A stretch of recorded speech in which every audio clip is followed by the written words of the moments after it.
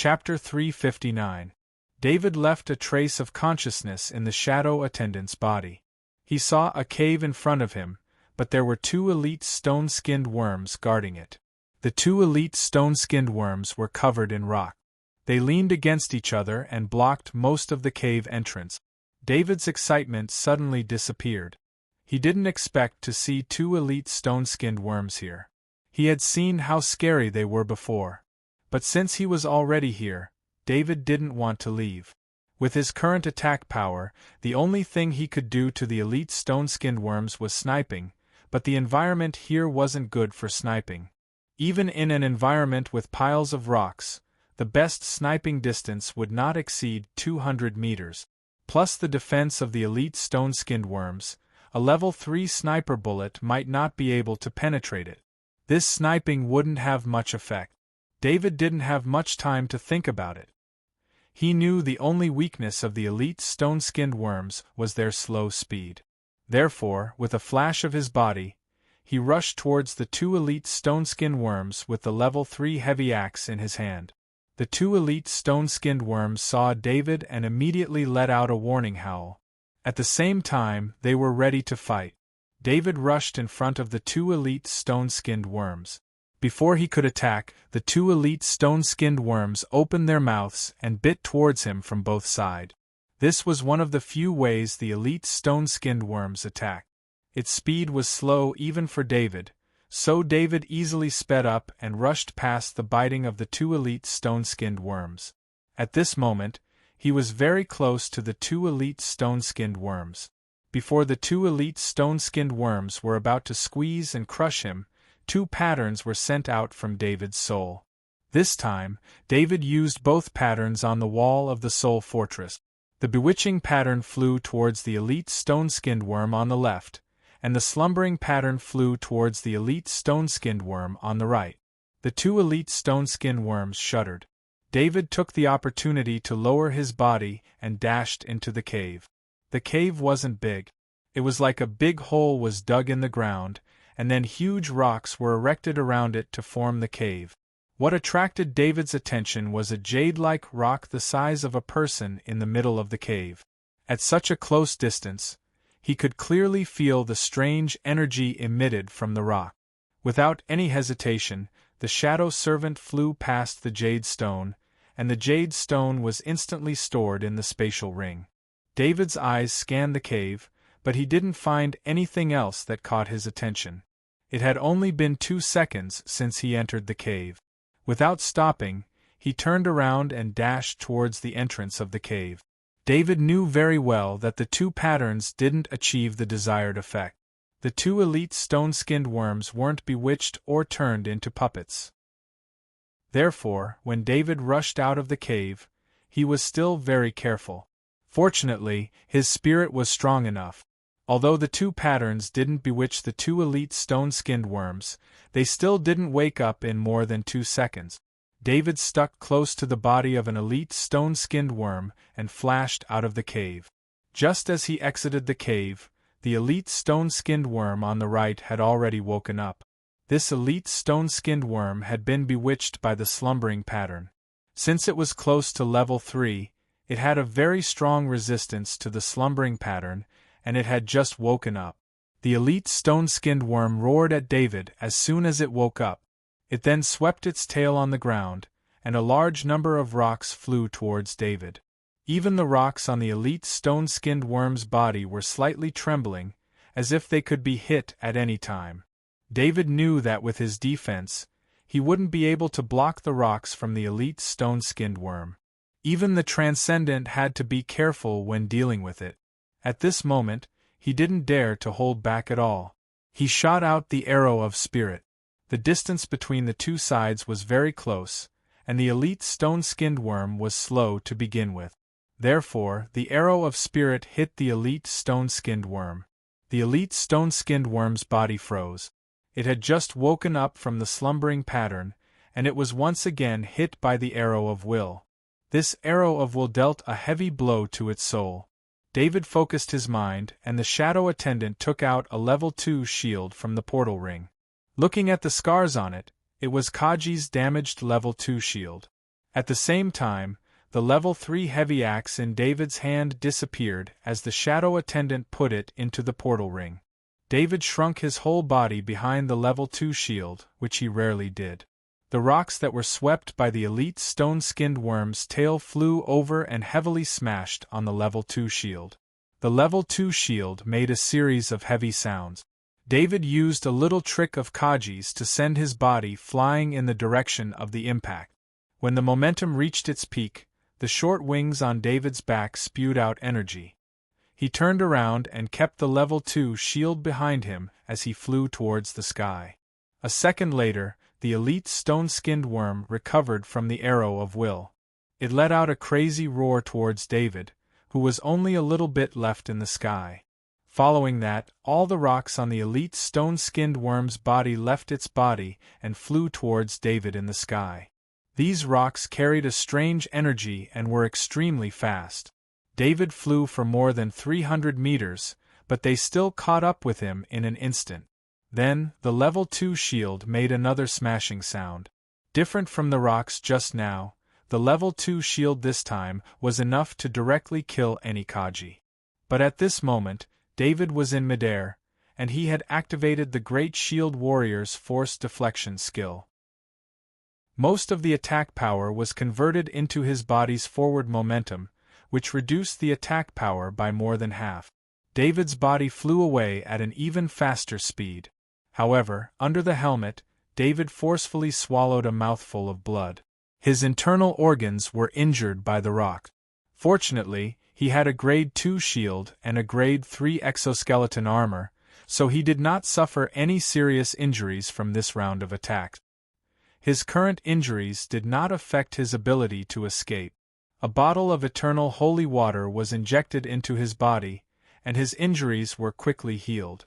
The stone-skinned worm king that was chasing the two transcendents suddenly stopped. It sensed that something was wrong with the cave. Then, it heard a faint roar. The stone-skinned worm king let out a loud roar towards all the other stone-skinned worms. Then, it turned around and rushed towards the cave. When the stone-skinned worm king moved, the rocks on the ground seemed to be helping it, allowing it to move faster. After a while, the stone-skinned worm king returned to the cave. It saw the two elite stone-skinned worms guarding the cave. One of them had lost all the rocks on its body, and it was extremely weak.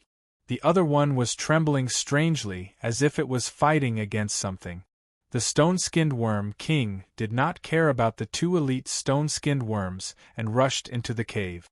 A muffled roar sounded from the pile of rocks, and then it spread over tens of kilometers. All the insectoids in the area looked towards that direction in fear. The stone-skinned worm king slowly swam out of the cave. Its emotionless eyes were filled with extreme anger. The elite stone-skinned worm was still resisting the bewitchment pattern. The bewitchment pattern was much more overbearing than the slumber pattern.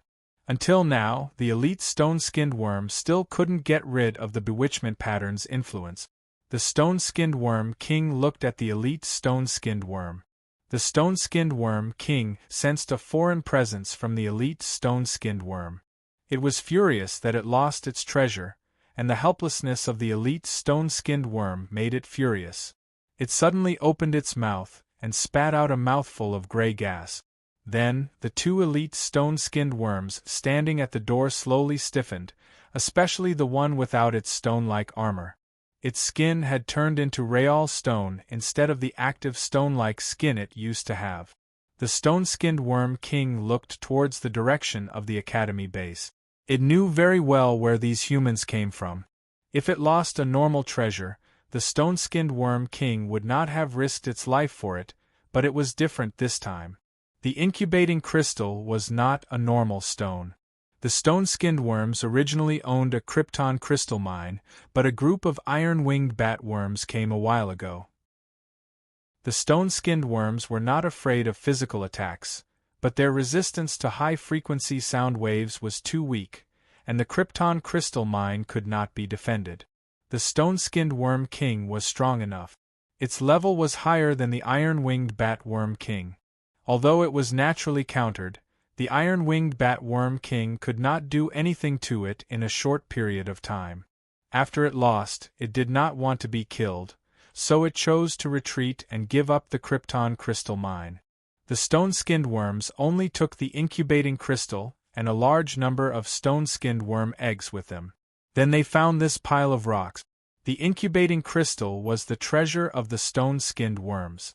The reason why the Krypton mine could maintain so much Krypton was because of the incubating crystal. The incubating crystal had a type of energy field.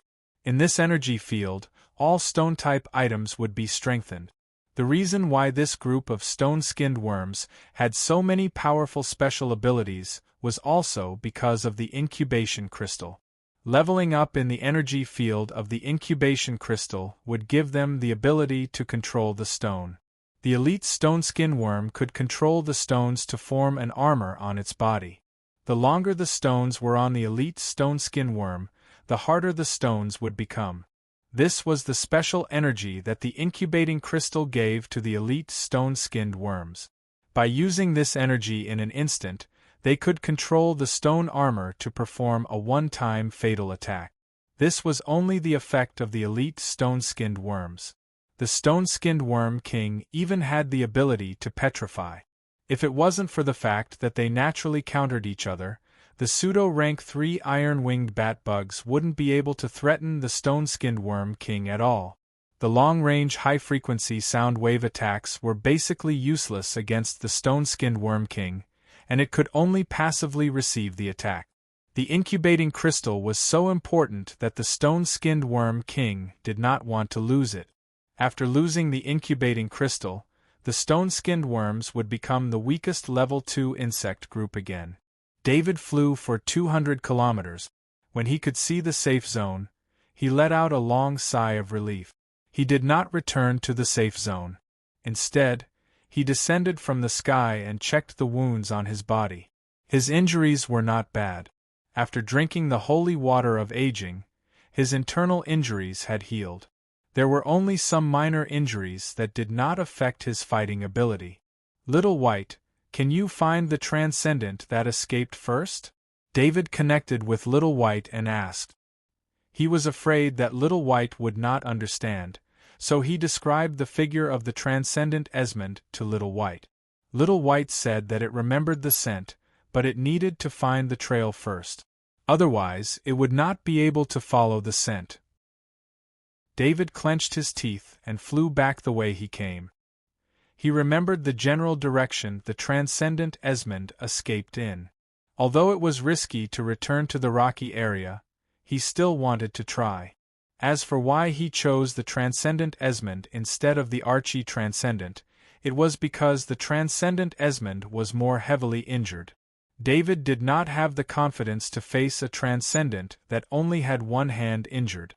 On the other hand, although Kaji number 3 was battered by the rocks, his face was still intact. David guessed that the transcendent Archie was there to protect Kaji number 3. Although the transcendent Archie used Kaji number 3 as a shield in the end, the transcendent Archie would not take Kaji number 3 for no reason.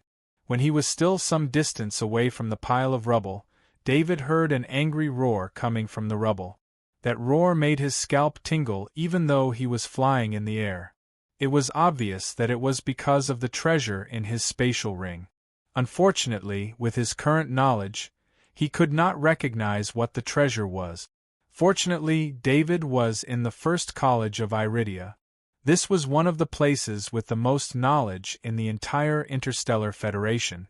He only needed to spend some time and he should be able to find something. David tried his best to hide his scent and carefully flew near the rocky area. He recalled the scene when the transcendent Esmond escaped. Based on the current situation, he calculated the escape route of the transcendent Esmond. Chapter 360. While David was flying in the air, trying to find the escape route of the transcendent Esmond, Little White suddenly moved when he reached a calculated location. David was overjoyed. Little White told him that it had found the aura of the transcendent Esmond and had locked onto it.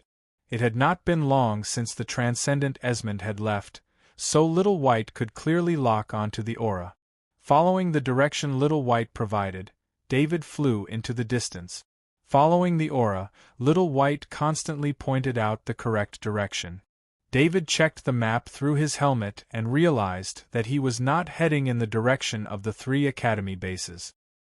He did not understand why the Transcendent, which had suffered such heavy injuries, did not head to the nearest safe area and instead headed in an unknown direction. However, he did not give up on the pursuit. Little White's ability was fully revealed at this moment.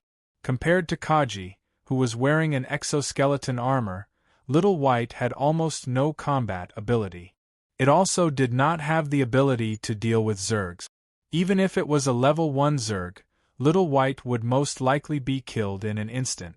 However, David did not care about Little White's combat ability when he accepted it. Who would expect a small snake that could barely wrap around his wrist to have any combat ability? Of course, if Little White did not wear the exoskeleton armor as a Transcendent, it would not have a problem killing Kaji with poison.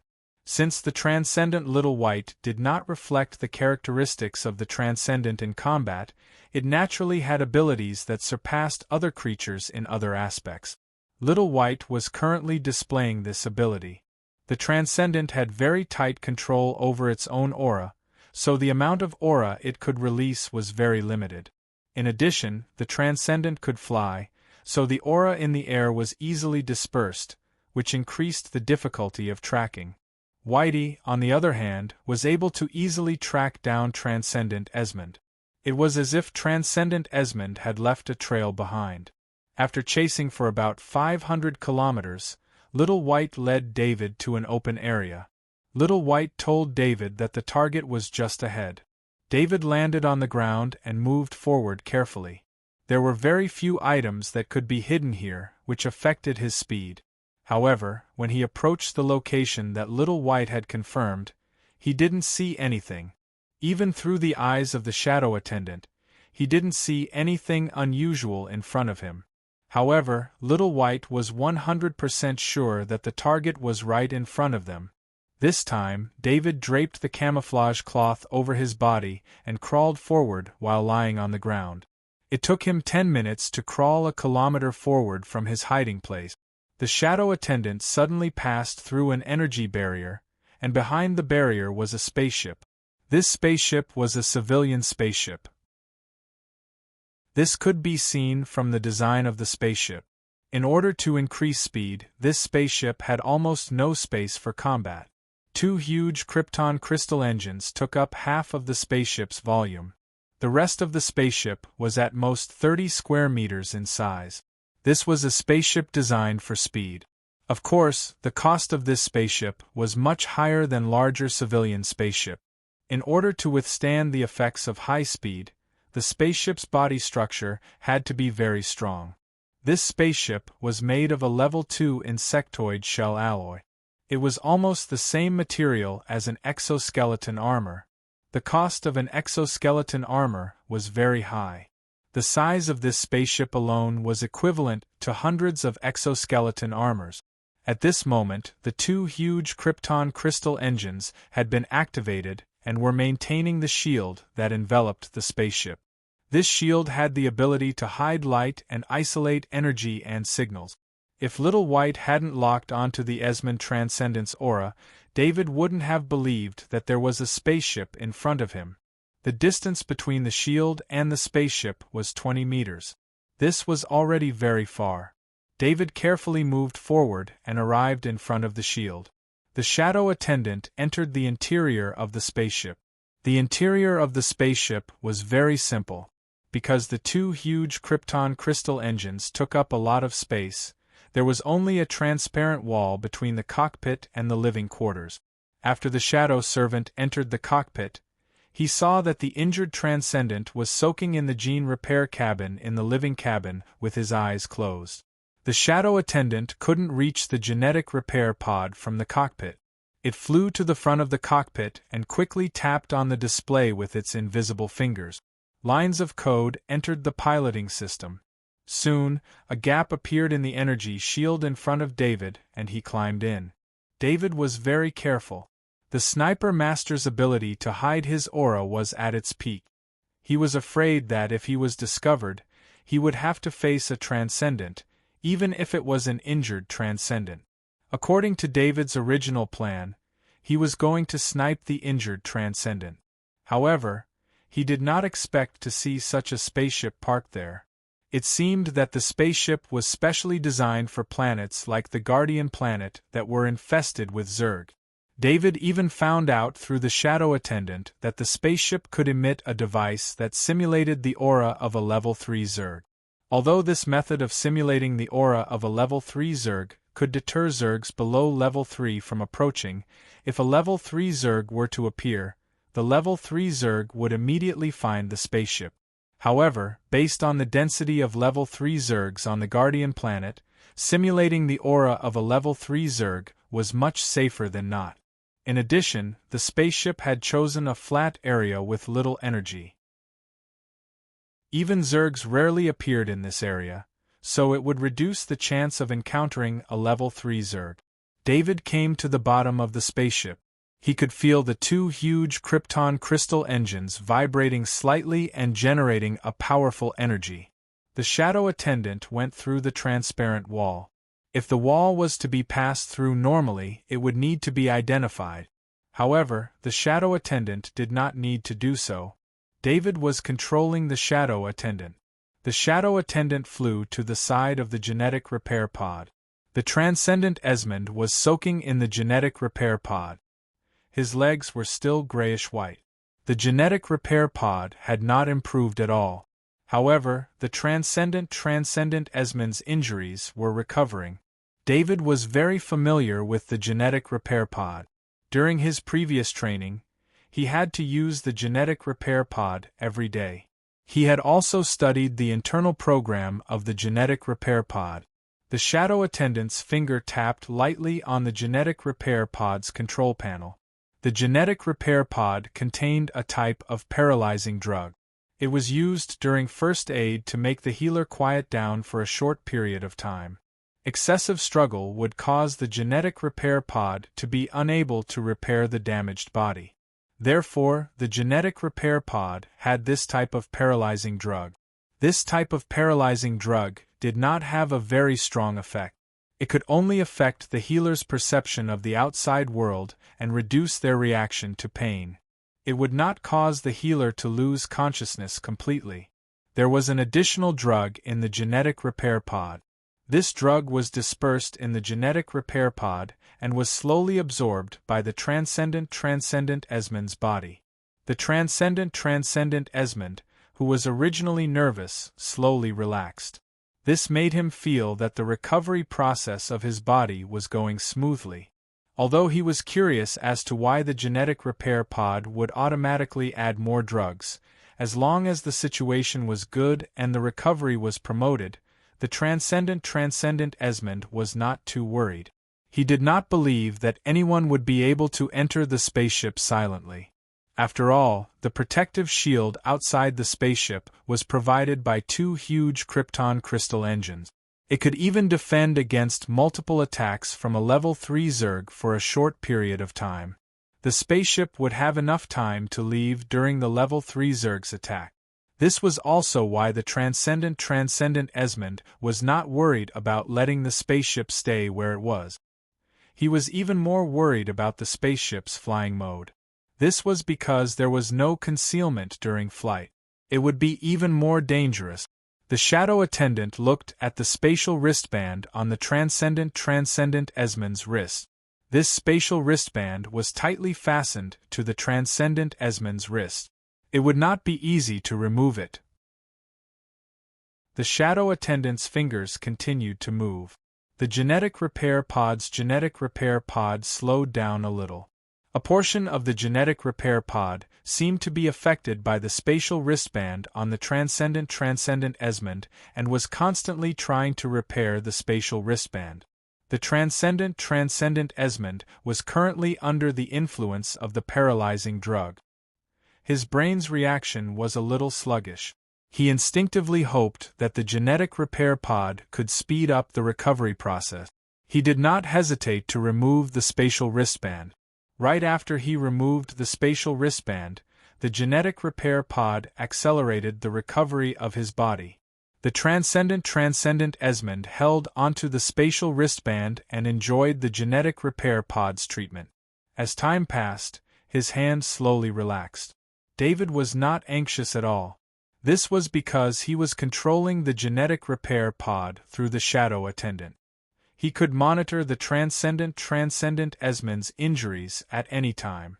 The transcendent Esmond's injuries were very serious. Needless to say, his legs were completely unusable. Furthermore, because they could not solidify for a long time, he had to use the genetic repair pod every once in a while. Otherwise, his legs would affect his body. Unless the transcendent Esmond had the heart to cut off his legs, it would not be easy for the transcendent to repair his legs. The transcendent's body had long surpassed that of an ordinary person and was far superior to that of Kaji. Only a small number of level 3 and above treasures could repair the transcendent's severed limbs. Therefore, as long as there was a glimmer of hope, the transcendent Esmond would not amputate his legs. This was only the injury to the transcendent Esmond's legs. His entire body, from his skin to his muscles, to his bones and internal organs, had suffered extremely serious damage. He had only entered the genetic repair pod not long before David had arrived. So far, only a small portion of his injuries had been healed. The spatial wristband was very important to the transcendent Esmond. Although he had slowly loosened his grip due to the paralysis pod, he had not completely let go of the spatial wristband. The transcendent Esmond's hand had only loosened slightly before he immediately tightened his grip. This was an instinct for the spatial wristband. However, when the transcendent Esmond tightened his grip, he grabbed nothing. The moment he loosened his grip, the shadow attendant, who had been watching him, wrapped up the spatial item and brought it out of the genetic repair pod. The items wrapped up by the shadow attendant would be brought from the real world into a special space. This was why the transcendent Esmond had grabbed nothing. Fortunately, the spatial wristband was not heavy. The shadow attendant, who could carry up to 200 grams of weight, passed through the cabin wall with the spatial wristband and delivered it to David. David took the spatial wristband and placed it in the storage box at the waist of the custom-made exoskeleton armor. At that moment, the transcendent Esmond in the genetic repair pod suddenly opened his eyes. The power of the transcendent flowed through his body, dispelling the effects of the paralysis pod. The fully awake transcendent Esmond looked at his hands in disbelief. The spatial wristband in his hands had indeed disappeared. He searched in the genetic repair fluid again but did not find any trace of the spatial wristband. By now, the transcendent Esmond was 100% sure that someone had stolen his spatial wristband. He wanted to open the genetic repair pod, but he realized that the genetic repair pod did not listen to his command. The transcendent Esmond slammed his palm on the genetic repair pod's cover. A huge force shattered the cover, causing the genetic repair fluid and the genetic repair pod's cover to scatter in all directions. He climbed out of the genetic repair pod. Only then did he realize that since he had lost the spatial wristband, he did not have the transcendent armor and had lost the ability to fly. As a transcendent, he could only walk with his hands instead of his legs. "Who is it?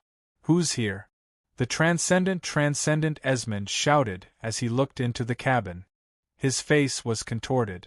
Although he was injured and his senses were affected, he was still in a state of panic when someone sneaked into his spaceship and stole his space bracer. Who was it that had done such a thing to him? If the other party was strong enough, why didn't they choose to kill him directly? Why did they toy with him? Just as the transcendent Esmond shouted, the door to the spaceship's cockpit opened. A figure wearing a strange exoskeleton armor walked in. "Transcendent, what's your name? Why did you ambush me?" Who's behind this? David walked into the spaceship's cockpit and asked the transcendent Esmond through the transparent wall. It's you. The transcendent Esmond looked at Kaji in disbelief. This was his target, so of course he knew who he was. He had read David's information, especially the description of David's exoskeleton armor. This unique exoskeleton armor was David's trademark.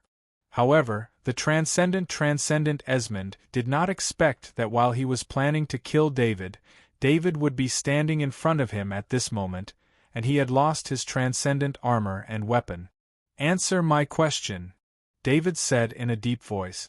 Damn it, even a Kaji like you dares to humiliate me. The transcendent Esmond shouted. He pressed his hands against the ground and charged forward. In his estimation, the transparent wall in front of him should have sensed his presence and opened automatically. However, to his surprise, the transparent wall did not open automatically. The transcendent Esmond crashed heavily into the transparent wall. The transparent wall was used in a spaceship like this, so the material was naturally extremely hard.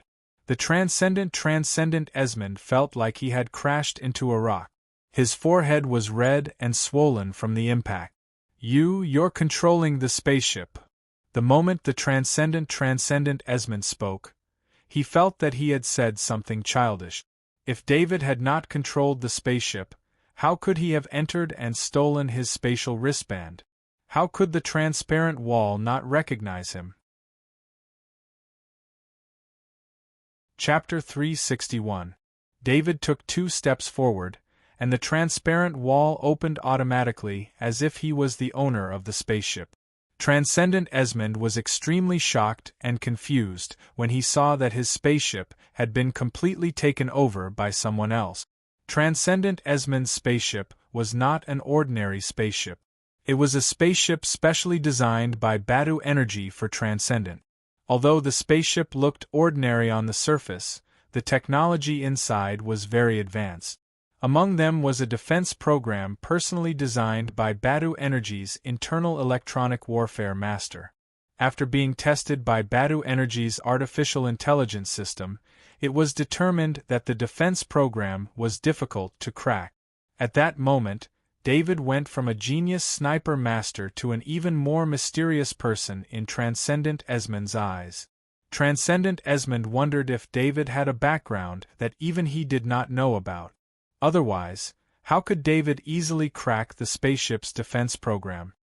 He did not know that David had entered the cockpit through the shadow attendant and directly accessed the photon computer where the defense program was located. Under such circumstances, a master of electronic warfare like David could at least crack a defense program that was 1 level higher than his. David, do you think that I can't fight just because I'm injured, can't use my legs, and you took away my transcendent armor and weapons? You underestimate Transcendent too much. Transcendent Esmond sneered even though he was in a sorry state. He did not answer David's question. Faced with David's pressure, he began to regain his composure. I also want to try fighting a Transcendent without transcendent armor, David said calmly. He did not take off the weapon on his back. Instead, he made a fighting pose with his bare hands and then hooked his fingers at Transcendent Esmond. In the face of David's provocation, a cold glint flashed in the eyes of the Transcendent. Without hesitation, he activated the power of the Transcendent, pressed his hands against the ground, and pounced on David. Although David was wearing a custom-made exoskeleton armor, he did not lower his guard at all. He activated both his extreme speed and strength shock talents, and his spirit was also in an explosive state. The speed of the Transcendent Esmond Transcendent was indeed astonishing after being enhanced by the power of the Transcendent. However, without his legs, his speed was greatly affected by the reaction force of his hands pressing against the ground. David turned his body sideways, causing Esmond Transcendent to miss. At the same time, David struck Esmond Transcendent's face with his palm, causing Esmond Transcendent to fall heavily to the ground. David frowned. Transcendent Esmond Transcendent's combat ability without his weapon was unexpectedly low. Perhaps because he was used to relying on his weapon, Esmond Transcendent's intention to attack with his bare hands was too obvious. He also did not have much skill, which greatly disappointed David. Without the desire to fight, David stopped the idea of continuing the attack. "Tell me your name, and I will give you a dignified death," David said in a deep voice. Transcendent Esmond was very angry with his performance. The power of the Transcendent could increase his strength and speed, but he could not hit David's body. No matter how strong his strength and speed were, it was useless. In fact, what he did not know was that even if he hit David, it would not cause any damage. David's custom-made exoskeleton armor was grade 3. Transcendent Esmond Transcendent might be able to hurt David with his bare hands when he was wearing the Transcendent armor, but now, he could not do it with his bare hands. This was the weakness of the Interstellar Federation. Even if it was as strong as Transcendent, it still required the support of the corresponding technological equipment. Otherwise, it would be difficult for it to fight against a level 2 Zerg alone. This was the reality. The strength of the Federation's powerhouses came from the combination of their abilities and technological equipment. Take Kaji for example. No matter how strong Kaji was, without the exoskeleton armor, he could only reach the limit of 3,200 kilograms of strength. With this amount of strength, it would be impossible for him to break through the shell of a level 1 Zerg with a grade 1 weapon. David was slightly better. He had 66% of his unarmed combat ability, so without a weapon, he could still fight a little. "My name is Esmond and I belong to Badu Energy. Badu Energy is not something a Kaji like you can shake. If you kill me, you will be hunted down by Badu Energy. If you let me go, I will give you all my wealth, enough for you to be promoted to Transcendent." Transcendent Esmond threatened while begging for mercy. As for keeping his identity a secret, it was meaningless. Transcendent Esmond was not a low-key Transcendent. As long as one had his picture, it would be easy to find some information about Transcendent through Skynet. Therefore, when Transcendent Esmond realized that he could not defeat David with brute force, he immediately adopted a cooperative attitude. "Transcendent Esmond, since you've come to ambush me, you must have gotten hold of my information. No one can survive under my hands. You're not the first Transcendent to die under my hands. Transcendent Castle and Transcendent Gabriel were the same as you. They both wanted to kill me, but in the end, they all died under my hands." David didn't have much of a reaction to Transcendent Esmond's threat, nor did he desire wealth. David's current training progress was actually stuck in time. The time he had spent training was still too short. There was no way he could be compared to those geniuses who had received large amounts of precious resources from a young age. David was currently relying on level 3 strength and meat to catch up to those geniuses. Of course, this was only in terms of strength and vitality. In terms of weapon mastery, even veteran experts paled in comparison to him, let alone geniuses of the same age. At the very least, David had never seen Kaji who could wield a half-step perfect heavy axe mastery on his own. In terms of wealth, he had 15 billion in cash, 40 billion in fixed assets, and the Kerr Intelligence Organization constantly bringing him in credit. In addition, he would soon receive 5% of the profits from the SLA Combat College. Let alone one person's share of Transcendent resources, he would have enough credits for 10 people's share of Transcendent resources. Transcendent Esmond's pleas for mercy did not move David's heart. Transcendent Castle and Transcendent Gabriel. Transcendent Esmond softly muttered these two names.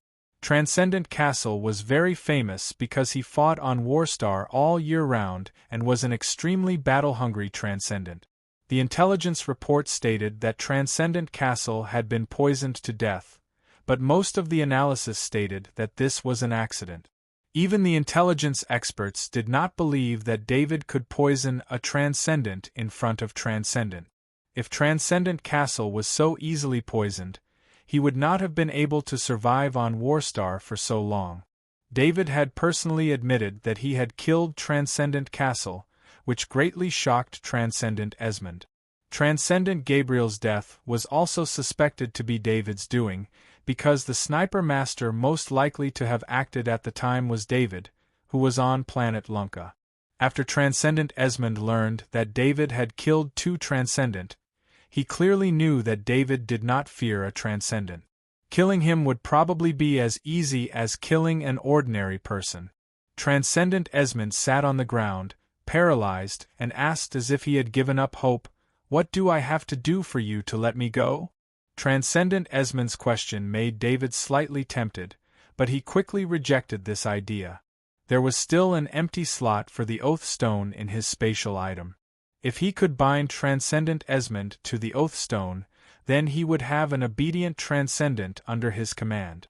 However, David quickly dismissed this idea, because the term Transcendent made him unable to believe that the Oath Stone would work. What was a Transcendent? It was an extraordinarily powerful existence. No matter how desolate it appeared in front of David, it would definitely retaliate if it had the chance. David did not answer Transcendent Esmond's question.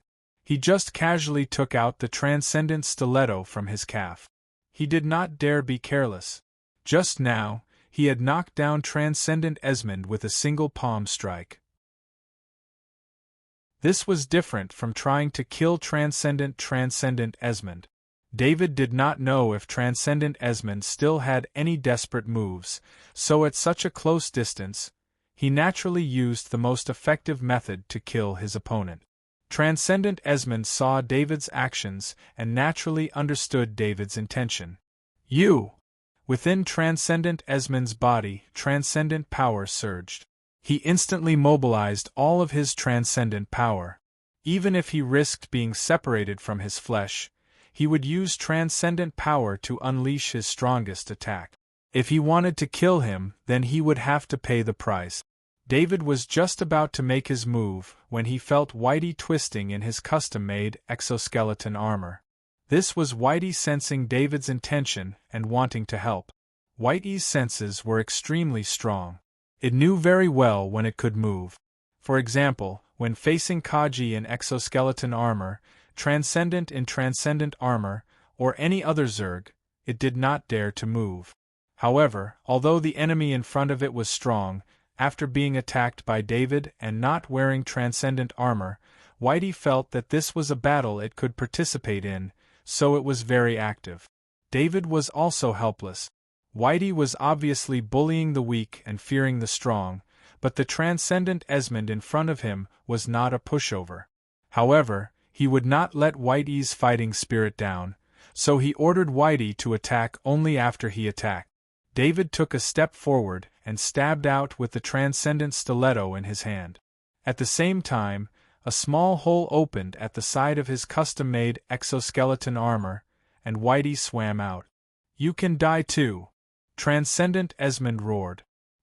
He stretched out one hand to slap David, while the other hand was placed in front of his throat.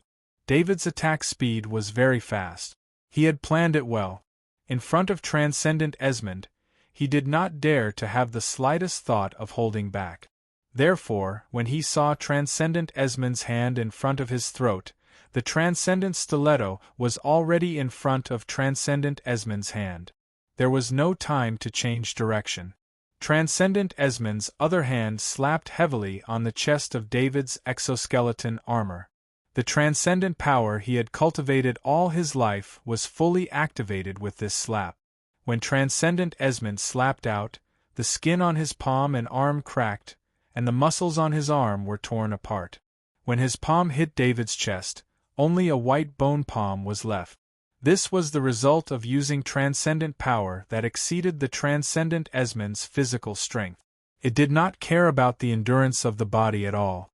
Transcendent power would first destroy the enemy's body before attacking. David felt an unparalleled force smashing into his chest. His body flew backwards and crashed heavily into the cabin wall behind him. Waves of chest tightness almost made him faint. Fortunately, his mind was strong enough to recover in just 2 seconds. He checked his body and found that his ribs were cracked. His skin and muscles were also damaged. Transcendent Esmond was very proud when he hit David.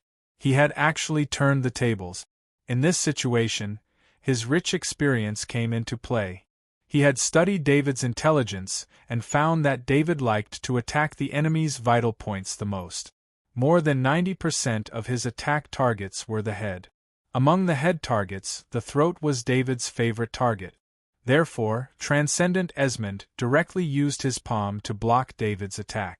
However, he did not expect David to have a transcendent stiletto with spatial abilities. The strangeness of the attack made his heart palpitate. Transcendent Esmond's desperate attack succeeded in this situation of exchanging injury for injury. Of course, if he had not blocked David's killing blow with his hand, he would not have had any strength left to counterattack. However, after Transcendent Esmond hit David, he found something hard to accept from the transcendent power feedback. The exoskeleton armor on David's body was actually made of level 3 materials. This made Transcendent Esmond's counterattack extremely weak. After exhausting all of his transcendent power and paying the price of 2 hands, he only managed to injure David a little. Transcendent Esmond was very sure that David's injury was not fatal. His attack was at most equivalent to the full force attack of a peak grade 2 insectoid. It could injure a grade 3 insectoid but would not be able to heavily injure it. At the same time, Transcendent Esmond felt a slight numbness at the back of his neck. His expression froze.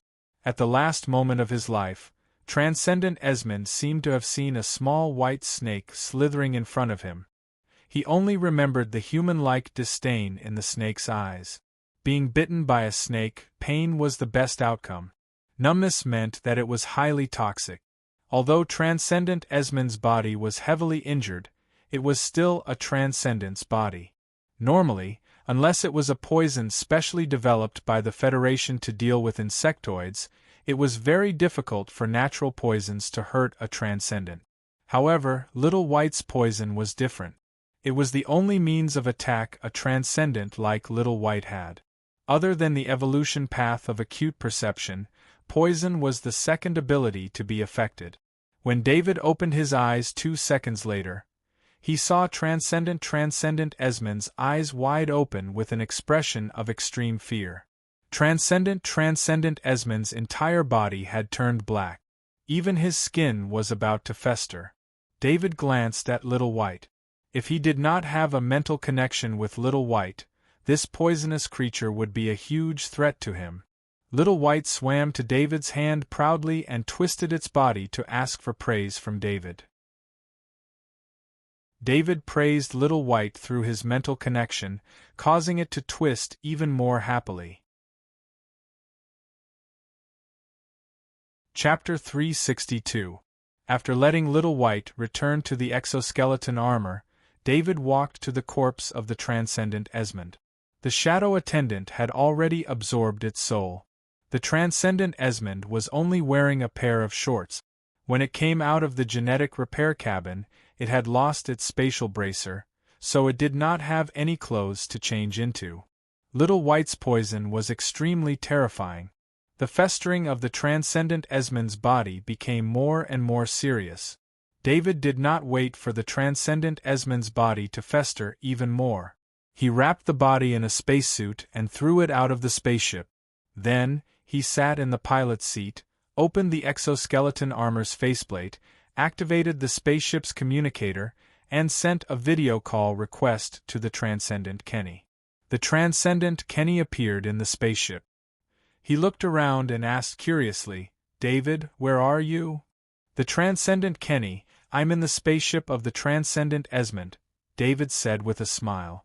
"The Transcendent Esmond?" The Transcendent Kenny was slightly taken aback. He immediately reacted and said angrily, "Did the Transcendent Esmond capture you? How dare he come to the Guardian Planet to capture a student of an academy? Let him talk to me. The top academies in every star field had the most special status. Although the academies did not have any authority, army, or unparalleled wealth, they had a wide network of connections and powerful transcendent forces. In the Interstellar Federation, the top academies were definitely at the top of the list of forces that were not to be trifled with. That was why the transcendent Kenny dared to speak so confidently. As long as David was fine and he knew about this, the transcendent Esmond would not dare to make things difficult for David. Otherwise, what awaited the transcendent Esmond was the wrath of the Academy. No matter where the transcendent Esmond went, there would be graduates from the first college of Iridia. Even if they offended a top academy, they would be treated with hostility by the Academy's alliance. The most famous incident was when a transcendent killed a student from a top-notch academy. It would have been fine if the transcendent had done it secretly, but when the transcendent did it, he was seen and photographed. In order to avenge the student and protect the Academy's reputation, the top academy issued a kill order to the transcendent. In the following decades, no matter where the transcendent fled, he would be discovered by the Academy. The Academy specially formed a team of 3 transcendent to hunt him down, and every time, the transcendent would be severely injured. In the end, the transcendent was still killed by the Academy. This incident caused a huge commotion, but because it was a battle between transcendent students, even the Federation found it difficult to intervene. The influence of the top academy also caused the military and government to remain silent. After that incident, people discovered that the transcendent could be betrayed anywhere in the Interstellar Federation. There was a high probability that the transcendent's portal would be a graduate of that academy. This situation occurred everywhere. As long as the transcendent came into contact with someone, his or her whereabouts would be exposed. From then on, people finally saw the true terror of a top-notch academy. It was said that after that incident, all the top academies formed an alliance in private. If anyone dared to provoke the academy, the other party would become the public enemy of all the top academies. Of course, it wasn't that the students of the academy couldn't be dealt with. As long as anyone had evidence, they could bring up accusations against the students to the academy. The academy would also treat it seriously. After the accusations were proven, the student would be expelled. The transcendent Esmond is dead," David said embarrassedly when he saw the anger of the transcendent Kenny. The transcendent Kenny was stunned. His mind was in a mess. Since when did a transcendent die so easily? The transcendent Esmond was a consecration of the Badu Energy Company. Although he wasn't very strong in the transcendent, he was an insurmountable mountain for Kaji. "Did you kill him?" The transcendent Kenny calmed himself down and asked in a hoarse voice. "You can say so. He died after being bitten by Little White," David said with a shrug. The transcendent Kenny knew that David's pet, the white snake, was called Little White. The transcendent Esmond had actually died under Little White's poisonous fangs. "Where's the corpse?" the transcendent Kenny asked again. The transcendent's corpse had some special uses. Of course, this was something only the transcendent knew. David brought up the image of the ground outside the spaceship. The corpse that had been thrown out earlier was now only a pile of black bones. The transcendent Kenny sucked in a breath of cold air. He felt a chill run down his spine. No matter what, he had to stay away from Little White in the future. When the transcendent wasn't wearing armor, his body was still very strong, but his defense didn't increase by much. It wasn't impossible for him to be bitten by Little White if he wasn't careful. Based on the condition of the transcendent Esmond's corpse, Little White's poison was very strong. It surpassed many of the poisons that the Federation had researched. Kenny remembered that Little White was also a transcendent. Transcendent creatures had transcendent abilities, and this poison was one of them. "I will report this to the Academy. Don't worry, the Academy will find out if this is related to Canningham. The Academy will also issue a warning to Badu Energy Company. The Transcendent Kenny said in a deep voice. Thank you, Transcendent Kenny, for your concern. Thank you for the Academy's support. There was another Transcendent who attacked me. That Transcendent's left arm was injured. I would like to ask the Academy to help me check if there are any other Transcendent's left arm nearby. David continued. This time, the Transcendent Kenny could no longer remain calm. 2 Transcendent were targeting David. How did David survive? He even killed one and injured the other. However, the Transcendent Kenny didn't ask for the details. He knew that there must be something that couldn't be said. It was even possible that other Transcendent had interfered. Since David didn't explain in detail, he didn't need to ask. As long as David didn't violate the Academy's rules and didn't do anything that would endanger the Academy would support David. The principal of the Academy, the Transcendent Lek, obviously admired David. The Transcendent Kenny also got along well with David. They had fought together before, so David received even more support from the Academy. I'll investigate, but the Transcendent's arm is injured. It will recover in a short time, so I might not be able to find anything, the Transcendent Kenny said after some thought. The injury won't recover, at least not in a short time, David said with certainty. Just looking at the Transcendent's performance in the gene repair cabin, the gene repair fluid couldn't heal the petrified legs at all. It was obvious that petrified injuries weren't that easy to heal. Okay, you should return to the Academy immediately, the Transcendent Kenny replied. He didn't want David to stay outside any longer. The attack of the 2 Transcendent meant that there might be other people targeting David. At the very least, he couldn't let David go out until he found out the truth. Can I drive this spaceship back? David pointed at the spaceship and asked. I'll give you a hangar in the base. I'll also give you the corresponding authority. Come back quickly, the Transcendent Kenny said while shaking his head. David turned off the video call. He didn't know how long it would take to find the second Transcendent on his own. Now that he wasn't alone and had the Academy behind him, he naturally had to report this matter and ask for help from the Academy. He could be considered to have made a great contribution to the Academy. Now that he had made this request, it was also a test for the Academy. If the Academy was willing to help him, then he could rely on the Academy. He would also contribute more to the Academy. Just as David had guessed, the Academy was very supportive of him. David retracted the energy shield outside. He found that the operation of the spaceship was very simple. The spaceship's photon computer was connected to a smart core, but this smart core wasn't complete. This wasn't surprising. For such a small spaceship, even if it had 2 large krypton crystal engines, it wouldn't be able to power the smart core when the spaceship was operating normally. The smart core was usually used on a battleship. The smart core of this spaceship was probably a half-finished product. It had extreme computing power but lacked the ability to make decisions. There were 2 ways to fly a spaceship. One was manually operated. The other was to input the target's location and then fly on autopilot. David used the manual method. He pulled the lever, and the 2 krypton crystal engines' power increased rapidly. Then, the spaceship suddenly accelerated and flew forward. David was shocked.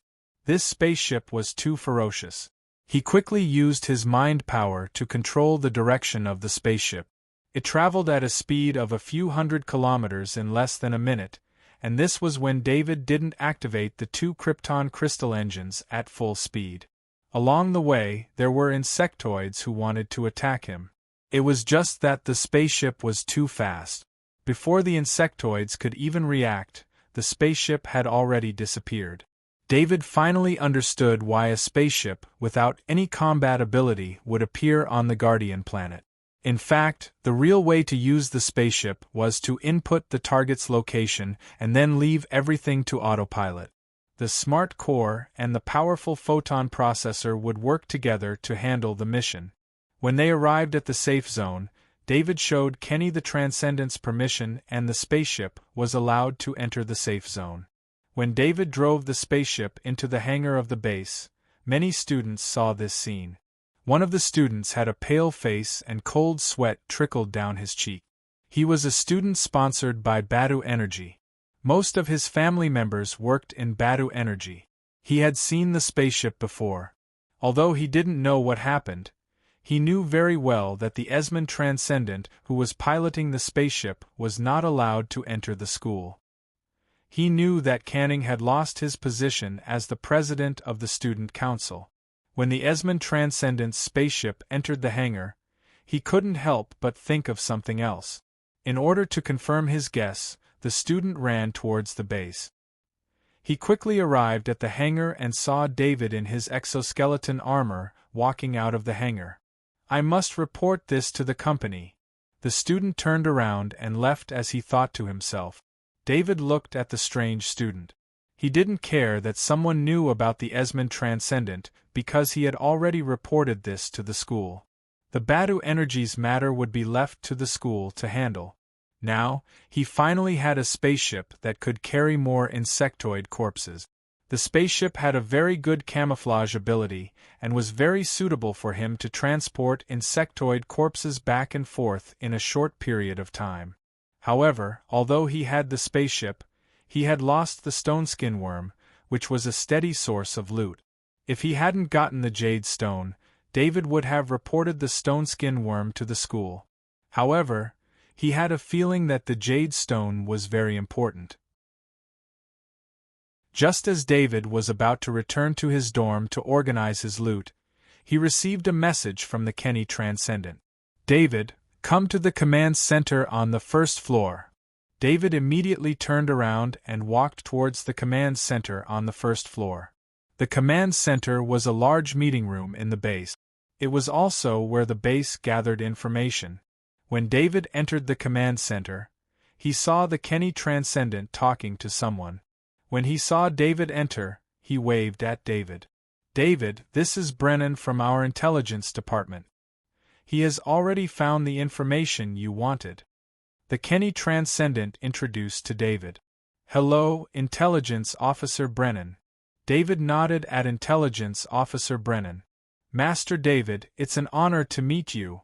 Brennan was very friendly toward David. Perhaps because he was in the intelligence department, he knew David better than anyone else. "Have you found out about the Transcendent whose left arm was injured?" David asked directly. "Yes.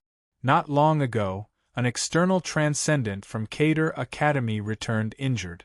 His left arm was injured," Brennan replied. David didn't know why the intelligence department would immediately know about what happened at Cater Academy. However, this was a secret of the academy, so it wasn't appropriate for him to ask. "Do you have information on this Transcendent?" David continued to ask. "Transcendent Archie, a Transcendent sent by the Tordo Fund to Cater Academy. He usually assists the academy in defending against the insectoid. His main mission is to protect the Tordo Fund's first-in-line successor, Student Horace. Also, this Student Horace didn't return with the Transcendent Archie." Brennan was prepared for this and answered without hesitation. David immediately understood that the axe-wielding Kaji, who was known as Number 3, was the Tordo Fund's first-in-line successor, Horace. Even the Tordo Fund probably didn't expect that the Transcendent they sent to protect Horace was actually Horace's killer. David was considering whether or not he should release the recorded video. As long as the video was released, this Transcendent Archie would become estranged from the Tordo Fund. It might even lead to a falling out. However, after thinking about it, David decided not to release it. At least until now, the Transcendent Archie still didn't know that he was the one who ambushed them. If he released the video, he would be telling the truth to the Transcendent Archie. In particular, the Transcendent Archie had sacrificed an arm for this. David didn't want the Transcendent Archie to take the initiative to find trouble with him. "Thank you. Please keep this a secret, Brennan. Don't let anyone else know that I'm looking for information," David requested of Brennan. "Don't worry. No one else will know about this." Brennan guaranteed with certainty. His eyes were filled with curiosity as he thought of many possibilities. Chapter 363. David did not care about what Brennan was thinking. He thanked the transcendent Kenny and returned to his dorm. He took off the exoskeleton armor and handed it over to the AI butler to clean up. He then took out the dimensional bracer that he had obtained from the transcendent Esmond. It was the third dimensional bracer that he had obtained. Every time he opened a dimensional bracer, it was like a lucky draw for him. He summoned the shadow attendant and entered the body of the shadow attendant. He opened the dimensional bracer through the shadow attendant's mind and saw what was inside. There were not many items in the 2 cubic meters of space. It seemed like the transcendent Esmond had come to the Guardian planet. David saw a lot of food and it was understandable. David had the same thought as the transcendent Esmond. The environment on the Guardian planet did not produce natural food. It was completely dependent on transportation, so it was difficult to purchase food. Moreover, the transcendent Esmond was here for a secret mission, so it was not easy to contact the other academies. The transcendent Esmond would not expose itself if it wanted to get rid of David. David skimmed through the food and saw a transcendent armor and a grade 3 longsword. He took out the transcendent armor. The transcendent armor was not damaged. A transcendent armor made of grade 3 materials would not be damaged so easily. The Stoneskin Worm King's strongest attack was a gray gas that could petrify. The gray gas did not affect the equipment but the body. David smiled helplessly. He had not become a transcendent yet, but he already had 2 perfect transcendent armor and 1 damaged one. He put the transcendent armor back into the dimensional bracer and took out the grade 3 longsword. It was the second grade 3 longsword that he had obtained. However, as David's current enemies were all extremely powerful, he would always choose the strongest heavy axe as his weapon of choice. Compared to his half-step perfect heavy axe mastery, his longsword mastery was only at 67% perfection. He stored the level 3 longsword together with the previous one. It was better to reveal as little of his level 3 equipment as possible. David took out a data storage chip from the spatial bracer. This was the last item in the spatial bracer that was worth paying attention to. As for the remaining unregistered credit storage cards, there were over 200 million credits in total. However, these credits did not interest him in the slightest. After connecting the data storage chip to the identity bracelet, a set of data was transferred into the identity bracelet. What disappointed David was that these were not records of Esmond's transcendent diary. Instead, they were information about David himself, with orders from CEO Kit's of Badu Energy. This order, which had CEO Kit's electronic signature, required the transcendent Esmond to kill David as soon as he arrived on the Guardian planet. Then, he would represent Badu Energy to negotiate with the Academy. David looked at this order and considered whether or not he should send this order to the transcendent Kenny. However, this should be an item from the transcendent Esmond's spatial bracer. There was no way to explain how he took it out. Most importantly, whether or not the Academy would touch the CEO of a huge energy company because of this order was something that David could not be sure about. He only knew that if he handed it over, he would not be able to do it himself. CEO Kitts was just a normal person. He was not Kaji, nor was he a transcendent. In David's opinion, killing him would be a piece of cake. After putting the data storage chip back into the spatial bracer, David placed the spatial bracer in the storage box at the waist of the exoskeleton armor. Leaving it there would not affect the shadow attendant's ability to take items out of the spatial bracer. There was nothing in the Esmond Transcendent's spatial bracer that made David's eyes light up. In fact, a transcendent like the Esmond Transcendent, who had a large company's support, had a fixed residence. There would not be too many things in the spatial bracer. Only emergency items would be kept in there. David pressed one hand on the shadow attendant's shoulder and felt strands of soul energy enter his body and enter his soul.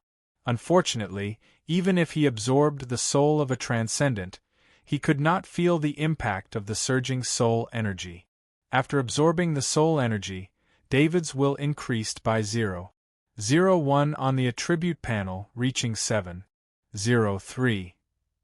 David sighed and focused his attention on the ball of knowledge in the shadow attendant's body. With a thought, the shadow attendant automatically pulled out the ball of knowledge from the Esmond transcendent's soul. It was a green ball of knowledge, indicating that the Esmond transcendent had mastered a master-level ability. Spirit forging metal body art.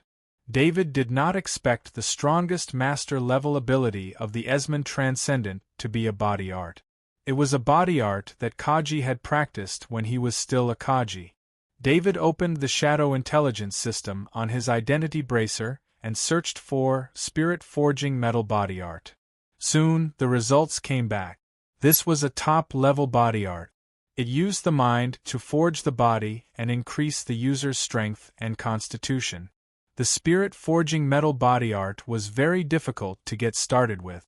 Of course, from the high level onward, every body art needed the support of talent. However, the Spirit Forging Metal Body Art required talent of the mind. The reason Esmond was able to become a transcendent was because of the Spirit Forging Metal Body technique. That was probably the extent of his talent. After becoming a transcendent, he didn't have any other skills that could help him reach the level of a master. David transferred the Spirit Forging Metal Body Art, 26% max, knowledge ball into his body. He could not wait to get the Spirit Forging Metal Body Art. He had practiced high-level body arts before, so he knew that high-level body arts could increase his strength and constitution, let alone a top-level body art. David also had a chance to get a top-level body art, but he exchanged it for 5,000 points. Otherwise, he would have been able to practice the first college of Iridia's perfect body fusion art. Of course, there was a reason why he did not choose the perfect body fusion art. Without the corresponding knowledge ball, he would not be able to train as fast as the high-level Kaji body art. This time, the Spirit Forging Metal Body Art, 26% max.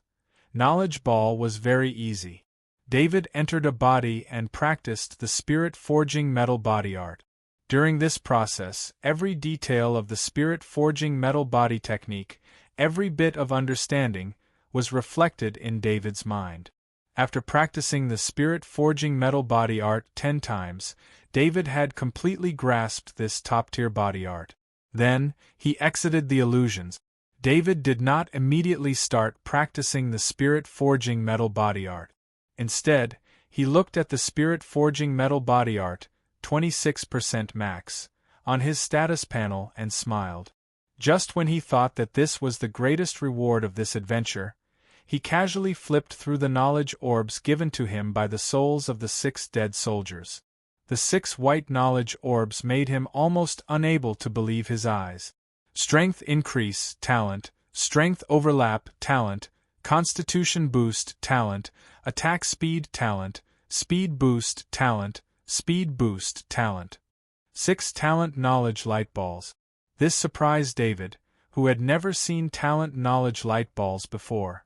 On second thought, of the 3 academies here, those who could enter the base were all soldiers with sufficient strength. Every one of them could be considered a genius, and among them, the top geniuses were almost all talented soldiers. Although the number of talented Kaji body arts was small, it was not considered rare in a population of 100 billion. Kaji body arts were also very talented in cultivation, so there were fewer of them. However, every year, there would be a batch of talented Kaji body arts in the 3 academies. To be able to catch the eye of Canning, there would not be a single weakling. Every single one of them was a valiant soldier. This was why the 6 Kaji body arts were so confident in killing David. Kaji body arts were also very talented in cultivation. The 6 Kaji body arts were very confident in their own strength.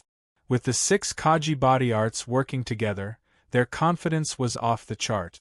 Suppressing the shock in his heart, David focused his attention on the strength amplification talent, ball of knowledge. This talent was similar to his strength oscillation talent, but it was different. Strength oscillation talent was a special effect of strength, while strength amplification talent directly increased strength. This strength amplification talent, ball of knowledge, had a 30% increase in strength. Don't underestimate this 30%. In a battle between 2 peak-level Kaji body arts, a 30% increase in strength could definitely crush a Kaji body arts of the same level.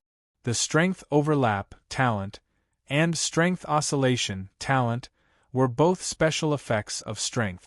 This talent could split the strength of an attack into 2, each with its original strength. Think about it. In a battle between 2 armored warriors, one would slash while the other would block. This was the most ordinary battle, but in this slash, if the warrior used the stacking of strength innate talent, then after the warrior blocked the first strike, the second strike of the same power would have a very high chance of breaking through the opponent's block. Vitality enhancement talent, when activated, could increase vitality by 50%.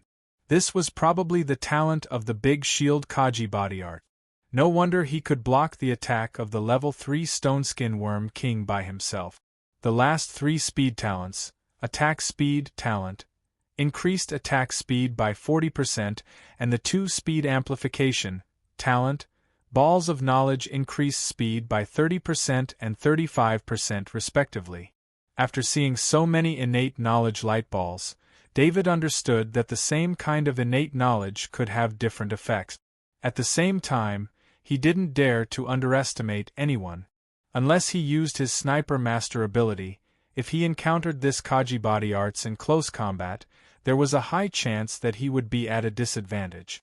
This was under the condition that David had the level 3 defense exoskeleton armor. Without the exoskeleton armor, if David rashly fought with this Kaji body arts, there was a high chance that he would be heavily injured or killed. Looking at the 6 talent balls of knowledge, David decided that he wouldn't leave the base until he absorbed all of them. Before resting, David sent the mission of purchasing Badu energy and the Tordo Fund to the Shadow Intelligence System. Although the Academy had intervened for Badu energy, with that order, David could accept the mediation, but CEO Kits couldn't live. Although the Tordo Fund hadn't dealt with him yet, no one could say for sure. After all, the first successor of the Tordo Fund, Horus, had died after participating in the attack on David. Logically speaking, the Tordo Fund shouldn't blame David, but no one could say for sure what the higher-ups were thinking. David was prepared in advance. If such a situation occurred, he was prepared to take revenge with a thunderous strike. In Penang, the second largest city on Lunka planet, a garden-style building was the headquarters of Badu Energy. Right now, CEO Kits was looking at an official letter in front of him. This official letter came from the First College of Iridia and had the school's official seal on it. Badu Energy. Your company's Transcendent Esmond participated in the attack on a student of the First College of Iridia and has been killed.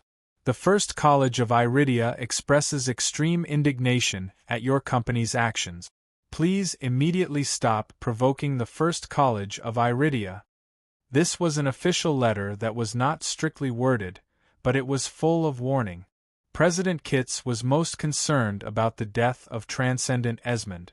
Even with Badu Energy's wealth and influence, they could only invite 2 Transcendent-level consecrators. With these 2 Transcendent-level consecrators, Badu Energy had the confidence to face the outside world and also allowed Badu Energy to guard this wealth. A Transcendent consecrator was not that easy to hire. Not to mention that most Transcendent consecrators did not want to be restricted too much. Loyalty alone was a big problem. For these 2 Transcendent-level consecrators, Badu Energy had invested a lot of resources. Every year, Badu Energy would invest a lot of money to support the genius Kaji. In the past 100 years, Badu Energy had invested a lot of money, but only 4 transcendent-level consecrators had appeared. Only 2 of them were willing to become Badu Energy's consecrators. The other 2 would only act when Badu Energy was in big trouble. Therefore, the death of Transcendent Esmond was a huge blow to Badu Energy. President Kitz was regretting sending Transcendent Esmond to the Guardian Planet. He looked at the official letter in front of him and tapped his fingers on the table. At this time, a message popped up. He opened it and saw that it was a report from a student who had invested in the first college of Iridia Base. It had been sent to him by the company's intelligence department. David. President Kitz muttered with a gloomy expression after he saw the content. He knew very well who David was. He also knew that one of the missions of Transcendent Esmond was to kill David. David was piloting Transcendent Esmond's spaceship. There were too many things that could be guessed. At the very least, David was definitely involved in the death of Transcendent Esmond. Chapter 364. Transcendent Archie was also shocked by the news of Transcendent Esmond's death. He was currently in the Cater Academy base. As soon as he returned to the Cater Academy base, Transcendent Archie went to the base's infirmary. After going through the gene therapy cabin, the infirmary's doctor, and even consulting the medical experts of the Cater Star Sector through the interstellar communicator, they were unable to come up with a treatment plan for Archie Transcendent's left arm. Of course, the conclusion was that this was a transcendent-level special injury. Unless they found a transcendent item that could counter this special injury, ordinary treatment methods would not be able to work. This greatly disappointed Transcendent Archie. He was worried about his injury and was thinking about how to explain it to the Tordo Fund. At that moment, he heard the confirmation of Transcendent Esmond's death. He remembered very clearly that Transcendent Esmond had escaped first. Although he was seriously injured, that kind of injury was not enough to cause death. Transcendent's life force was not that weak. Under the effect of Transcendent's power, fatal injuries could be slowly healed even without treatment. The only possibility was that someone had killed Transcendent Esmond. Transcendent Archie immediately thought of David, whom they wanted to deal with. From the beginning of the ambush, everything seemed to be controlled by a large hand.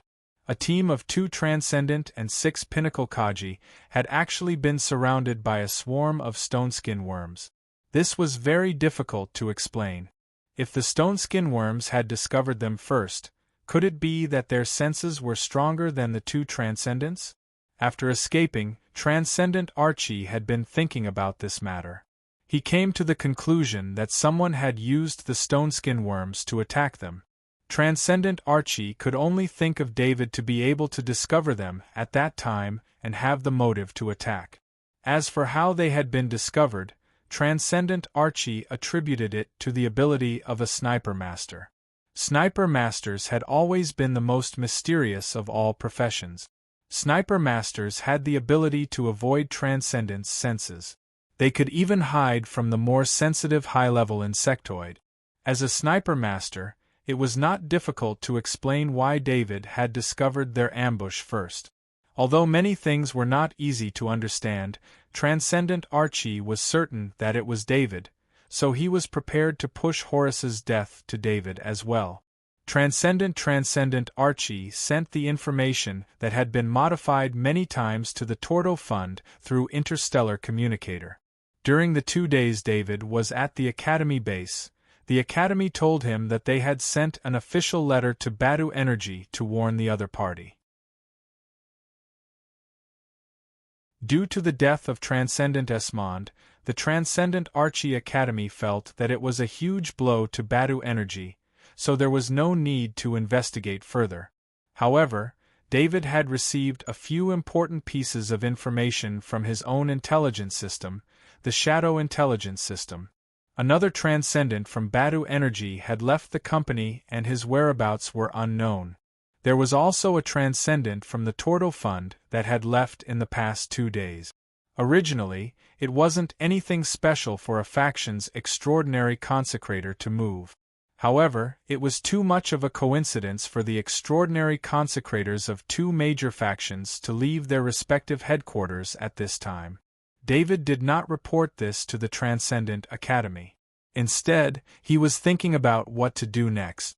He did not think that he could really go against the Transcendent. No matter how weak the Transcendent was, it was not something he could face right now. Especially since David had lost the initiative to attack. Without knowing who the enemy was and where they were, his sniper master ability could not be used at all. On the 23rd of September, David returned to the first college of Iridia on planet Lunka through the portal without telling anyone. Looking at the familiar college, David smiled. This was not his decision. The 2 Transcendent were in the dark, so he returned to planet Lunka directly. There was the powerful Fox Transcendent and many Transcendent from the Transcendent Academy here. If they wanted to deal with him here, they would have to consider whether it was worth it. Of course, David also had important matters to attend to this time. He did not return to his mansion number 100. Instead, he went directly to the library. After verifying his identity, David obtained a special reading room in the library. It cost 1 point to use it for 10 days. To David, it was not expensive. The special reading room was quieter, and at the same time, he could access more information. This 1 point only viewing room was like a certificate that allowed the borrower to view the information that required points to view. David looked up information about the jade-like stone and checked it one by one. For 2 consecutive days, other than cultivating, he stayed in the library. Even in the Transcendent Academy, no one knew that he had returned. Finally, 2 days later, after spending 12 points, he was able to read the relevant information in a thesis written by a Transcendent from 1,000 years ago. The paper called the jade-like stone in David's space item the pregnant crystal stone. It was a Transcendent item. Its biggest function was to increase the production of kryptonite. This effect made the pregnant crystal stone a priceless treasure. According to its size, the pregnant crystal stone could affect an area as small as 100 meters to as large as 10 kilometers. The Transcendence paper described the appearance of the pregnant crystal stone years ago. At that time, a pregnant crystal stone, the size of a human head, appeared on planet Battlestar. For this pregnant crystal stone, the Interstellar Federation and many organizations in the great world of God started a crazy competition. Even the insectoids joined in after sensing the pregnant crystal stone. In the end, the pregnant crystal stone was taken away by the strongest of the great world of God. Only then did the competition end. The reason why David could be sure that the pregnant crystal stone was the jade-like stone he obtained was because there was a video in the paper. It was a video of the pregnant crystal stone at that time. After seeing the effects of the pregnant crystal stone, David immediately decided to keep the pregnant crystal stone a secret. If he took out the pregnant crystal stone, it would not bring him wealth. Instead, it would bring him disaster. At least with his current strength, he would not be able to protect such a treasure. Back in the day, a pregnant crystal stone, the size of a human head, had caused such a huge conflict. His pregnant crystal stone was the size of a human head. He suspected that if he exposed the existence of the pregnant crystal stone one day, there would be dozens of Transcendent trying to snatch it away. The biggest use of the pregnant crystal stone was not for an individual. It was for the promotion of an organization. If a pregnant crystal stone was placed in a high-grade krypton mine, then the mine would be able to produce a steady stream of high-quality krypton. As long as the pregnant crystal stone existed, the krypton mine would never disappear. This was a huge amount of wealth that no organization could underestimate. The importance of the krypton mine could even increase the organization's voice in the Federation. Student David, There are 4 challengers waiting in line for the villa number 100 you are using.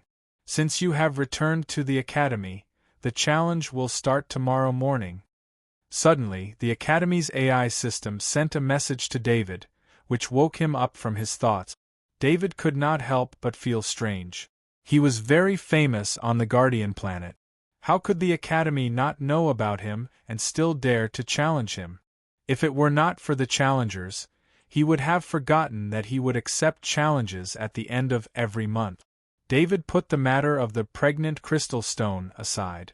He was not going to tell anyone about it until he had his own Krypton mine. He even believed that the pregnant crystal stone could do more than that. Just by looking at the mutation of the stone skin worms, he could guess that it was one of the effects of the pregnant crystal stone. When he returned to the villa, he opened the challenge list and looked at the time. He could not help but smile. These were the records of the first few days of the academy. On the morning of the 26th, David woke up at 6 o'clock. After eating a portion of level 3 strengthened meat, he began to practice the spirit forging metal body art. After a few days of practicing the spirit forging metal body art, David's strength and constitution increased at a rapid rate again. The spirit forging metal body art was more suitable for David than the advanced Kaji body art. This was because the spirit forging metal body art required the use of one's mind. The stronger the mind, the better the effect. Every time David practiced the spirit forging metal body art, he could increase his strength by 20 kilograms. Even today's practice was stable at that number. This meant that the spirit forging metal body art would not weaken with repeated practice. In about 10 days, David would be able to become a peak Kaji body art. This was many days earlier than he had expected. Of course, this had a lot to do with the level 3 strengthened meat. This kind of top-grade resource, coupled with a top-grade body art, was extremely effective. The spirit forging metal body art was different from other body arts. It didn't require the body to move, and it wasn't divided into many styles. It was a static practice. David stood in the middle of the practice room, his mind constantly hammering his muscles, bones, and organs. This kind of mental hammer could disregard space and forge every part of the body. How to achieve the best results and reduce the chances of injury required a lot of experience. Beginners either had unstable minds, or the effects were too light and did not produce the desired result. Or the effects were too strong and damaged the body. David directly skipped the beginner, skilled, and master stages and entered the perfect stage. Only then would he be able to achieve such result. The spirit forging metal body art didn't lose its effect when David became a peak Kaji body art. A peak Kaji body art was still a long way from reaching the requirements to become a transcendent. The spirit forging metal body art would be the best way for David to improve himself for a long time to come. After an hour of practice, David stretched his body. His bones emitted a dense sound. David waved his hand to summon the shadow attendant and looked at his status panel. Name: David Kerstrength, 490, 1 Dexterity, 446, 1 Constitution, 490, 1 Mind, 7. 031 Literature, 91% Perfect, Mathematics, 86% Perfect, General, 84% Perfect, Spirit Forging Metal Body Art, 26% Perfect, Electronic Countermeasures, 50% Perfect, Warhammer Mastery, 97% Perfect, Sniping, 10% Proficiency, Shield Mastery, 49% Perfect, Heavy Axe Mastery, 100% Perfect, Longsword Mastery, 67% Perfect, Spear Mastery, 98% Perfect, Mind Pierce, 10% Proficiency, Mind Sleep, 99% Proficiency, Flexible Body Art, 65% Proficiency, Spaceship Piloting, 77% Perfect, Mechanical Maintenance, 87% Perfect, Spaceship Maintenance, 65% Perfect, Empty-Handed Combat, 66% perfect, steel, 80% perfect, divine language, 99% proficiency, negotiator, 12% perfect, singing, 88% perfect, finance, 96% perfect, power shock, talent, power increase, talent, power overlap, talent, constitution enhancement, talent, extreme speed, talent, high frequency sound wave, talent. David's current attributes were very impressive, especially his talent. Anyone who saw his talents would be shocked. His strength talent alone had 3 effects. It was a pity that the 3 speed talents were overshadowed by the extreme speed talent after fusion. It seemed that the same weak talent would be replaced by a stronger one. His strength and constitution were about 5 points away from Kaji's limit. In fact, he could be called a peak Kaji now. David had been fighting non-stop on the Guardian planet and had stayed in the library as soon as he came back. After the morning training, he could finally relax. He drank fruit juice and enjoyed the warmth of the Saint Star in the villa's sunlight room. At 9 o'clock in the morning, David opened the villa door and went to the entrance. There were no challengers at the entrance. In fact, even the challengers had forgotten about the challenge because no one wanted to challenge David. David's reputation on the Guardian planet was too big. Being able to fight a level 3 insectoid with the Transcendent in the Guardian planet's Academy base had long exceeded Kaji's expectations. No one dared to challenge him. He waited until 10 o'clock in boredom before he received a notification from the Academy's AI system. 4 challengers did not come to challenge. They are disqualified. David felt that it was a waste of his time. He went back to the villa and put on his custom-made exoskeleton armor. He put on the badge of the police consultant on the exoskeleton armor and flew back to Lunko without asking for leave. Every student who went to the Guardian Planet Academy base could have a 10-day holiday when they returned to the Academy. This was a rule set by the Academy to ease the pressure of the students on the battlefield. David also had a 10-day holiday. This was automatically determined by the Academy's AI system, so he could leave the Academy easily. As for the badge of the police consultant, it was because without it, he would not be able to appear near the city in his exoskeleton armor. David landed on the villa's platform and saw Seely and Alva, his 2 subordinates. The 2 weapon masters were waiting for him respectfully. David nodded at them and walked into the villa's living room. The 2 weapon masters followed him. "How's the arrangement?" David asked in a deep voice. "You can legally enter the headquarters of Badu Energy tomorrow. You've been arranged as a major shareholder of a company that's negotiating a contract with Badu Energy. We've already bought that company. There's no problem with the law," Master Alva said as he handed a document to David.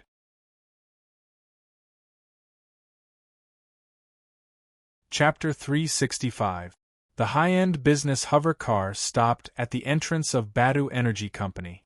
The first to get off were the security guards who were guarding the hover car. They looked around vigilantly as soon as they got off.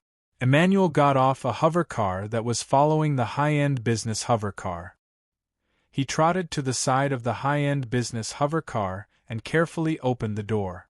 2 days ago, the company that Emmanuel was in suddenly changed owners. This time, the company changed owners very quickly. When the company's internal staff heard about it, the company had already completed the process of changing owners. As the company's sales director, Emmanuel was worried that the company's negotiations with Badu Energy Company would be affected. Unexpectedly, the negotiations with Badu Energy Company this time were noticed by the company's new owner, who specifically proposed to participate in this negotiation. The door opened and David came out of the high-end business hover car in a rare luxury suit. His movements were elegant, and his temperament was that of a superior.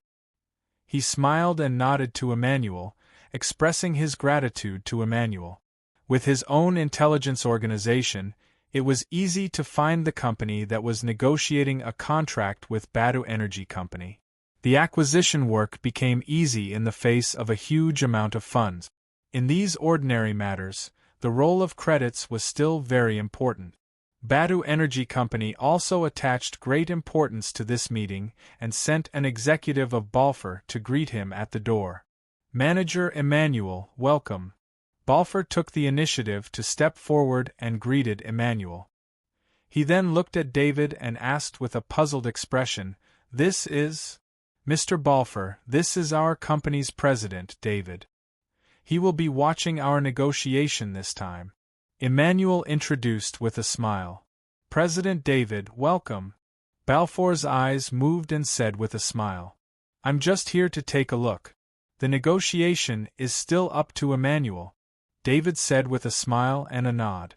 Before being welcomed into the headquarters of Badu Energy Company by Balfour's executive, David looked at the luxuriously decorated door with a playful smile on his face. On the 16th floor of the main building was the conference room where the negotiations were held. The reason why the Kerr Intelligence Organization wanted to acquire the company was that the negotiation involved 200 million credit. Therefore, the negotiation location was set in the most important conference room of the main building of the Badu Energy Company. The conference room on the 16th floor was the most important because the main building only had 18 floors, and the 18th floor was the floor where President Kitt's office was located. The 17th floor was where the president's secretaries and bodyguards were located. This was also why David had chosen to acquire this company.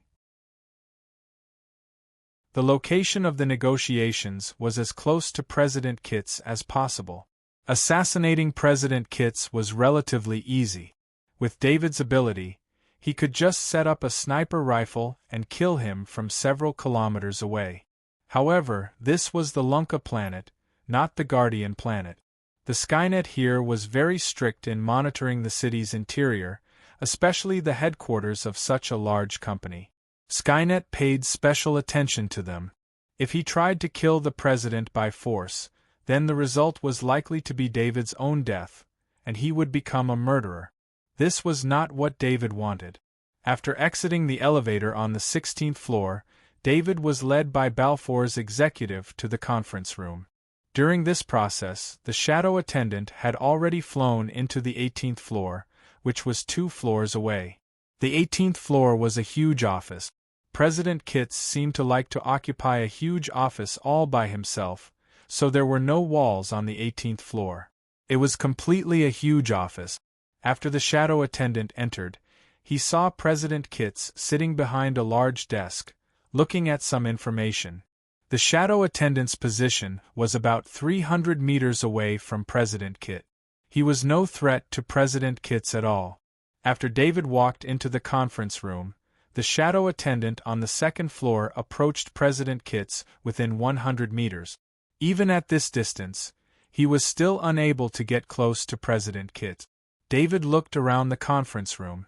If he wanted the shadow attendant to get close to President Kitts, who was on the 2nd floor, he would need to enter the small internal lounge next to the conference room. On the 18th floor, there were 4 female secretaries handling business at their desk. 3 security guards in black uniforms were standing in 3 different positions on the floor. The 3 positions formed a triangle. The 3 security guards were equipped with laser handguns at their waists. Aside from Kaji, who was wearing exoskeleton armor, this weapon was the strongest weapon a normal person could wield. The 3 professional security guards were armed with laser handguns. If anyone entered without careful consideration, they would be shot dead immediately. When the shadow attendant inspected the 17th floor, he found 6 Kaji in an office with exoskeleton armors next to them, ready to move at a moment's notice. It could be said that President Kitts' security was very tight. This was even after the other transcendent from Badu Energy had left. If that transcendent had been there, David wouldn't have dared approach the building at all. President Kitts raised his hand and pressed a button on the pager. A female secretary stood up and walked over to the water dispenser. She began to brew coffee for President Kitts. This was probably for security reasons. The water dispenser was under the supervision of at least 2 security guards. In theory, there shouldn't be any problems.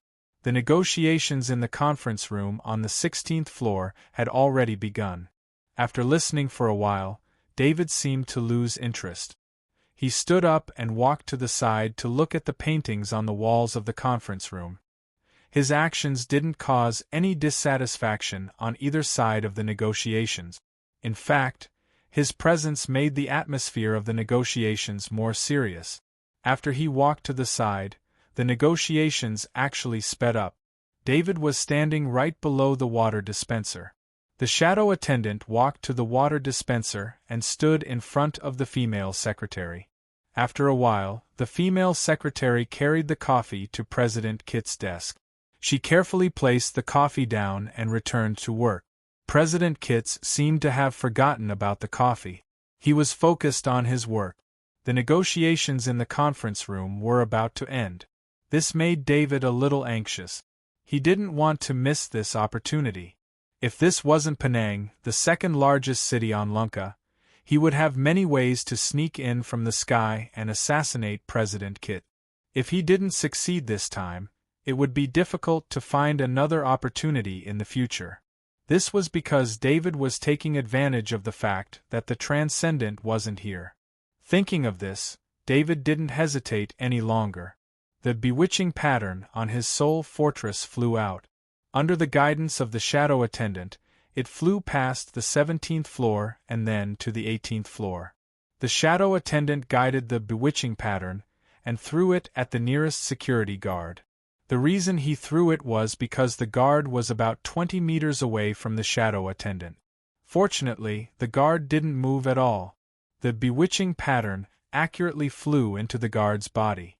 On the 16th floor, David was looking at the painting. He narrowed his eyes. He sensed a puppet under his control. Under normal circumstances, if the puppet wasn't in his line of sight, he wouldn't be able to control it. However, the shadow attendant had replaced his eyes. This allowed him to control the puppet. The guard's face was as still as an ancient well.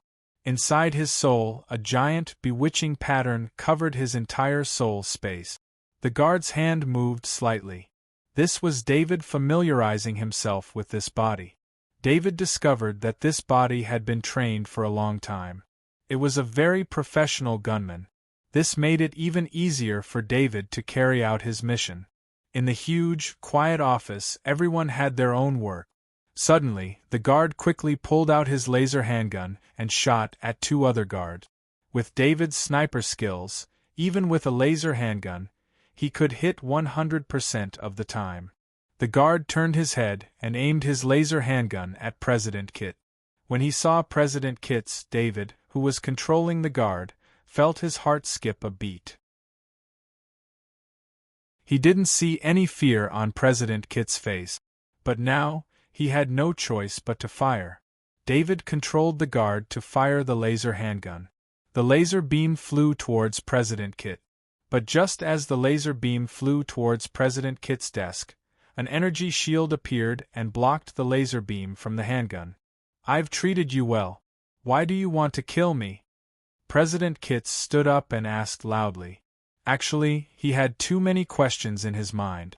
As his personal bodyguards, every one of them had gone through a strict selection process, especially this guard who wanted to kill him. He was a gunman he had trained since he was a child. It was hard to imagine that a guard like that would betray him. The 4 female secretaries' faces had turned pale. They hid under their desks, trembling as they pressed the SOS button. The 6 Kaji on the 17th floor received the alarm. Without any hesitation, they put on their armor. At the same time, the other 10 gunmen rushed out of their rooms, laser guns in hand. They rushed up 1 floor. On the 16th floor, David couldn't help but shake his head. Did he really have to take the last step? At this distance, even though there were 2 floors between them, if David used a high-frequency sonic attack, he would be within 100 meters of President Kitt. He could attack directly. But to use a high-frequency sonic attack, David had to open his mouth wide. Even though high-frequency sonic attacks couldn't be heard by humans, there were surveillance cameras everywhere. Of course, they could see him opening his mouth. If he really attacked like that, it would be direct evidence that he had killed someone. Today's negotiations will end here. Something has happened to our company, so we won't keep you any longer. I'm really sorry. Balfour's face changed when he received a message. He stood up and said, "This message was very shocking. The negotiations had been going on for so long, and now they were about to reach a conclusion, but they were stopped. But since their master had said something like that, they couldn't stay." In the conference room, the two sides began to pack up. The hesitation on David's face deepened. "Check to see if any outsiders entered the building today," President Kitts ordered the head of security standing in front of him. He didn't trust his own security. The energy shield in front of him didn't go down, and he only let the security guards stand outside. President Kitts decided that after this incident, all the security guards would be re-examined. He didn't feel safe about them at all. "President, there's a negotiation on the 16th floor. This is the only outsider who entered today." The head of security didn't even check the information, and immediately reported. The head of security looked hatefully at the traitorous security guard who had been shot dead by the gunman. This guard's betrayal brought a huge crisis to the security team. He really wanted to explain to President Kitts, but the look on President Kitts's face made him give up on the idea. President Kitts heard the head of security's report and casually turned on the video on the table. The video showed the scene in the conference room. His gaze swept over all the unfamiliar negotiators. Just as he was about to have someone investigate them, he saw a familiar face. This was someone who shouldn't have appeared there. This was a face he had only seen in the files before. David seemed to sense something. He turned his head to look at the camera and smiled at it. This smile made David reveal his sinister teeth. This made President Kitts think of the information he had on David. It was hard to imagine that such a young student had indirectly and directly killed tens of thousands of people. David's smile, in particular, made President Kitts feel danger and fear. His throat tightened, and he hurriedly picked up the coffee in front of him and took 2 large gulps. "Come." President Kitts put down the coffee cup and was about to order his subordinates to capture David.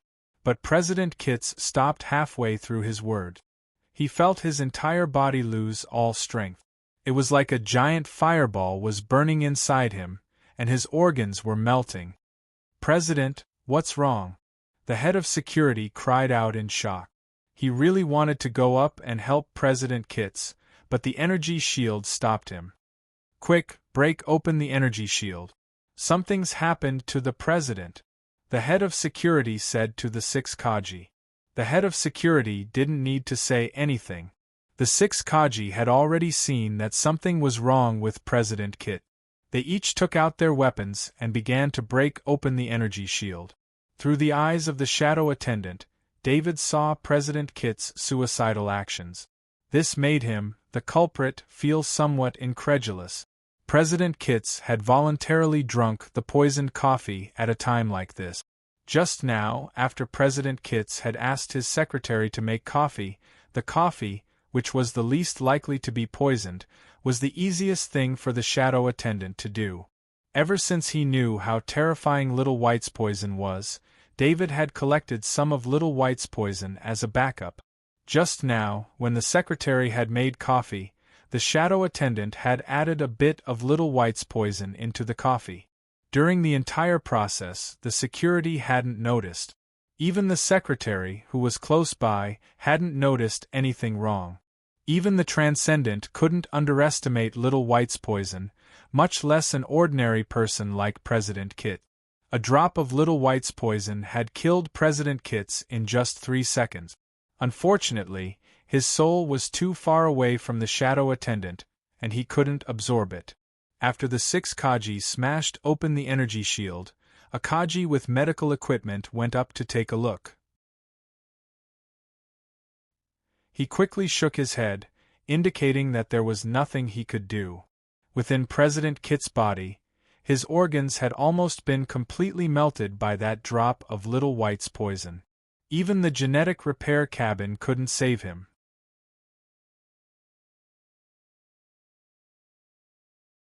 Chapter 366.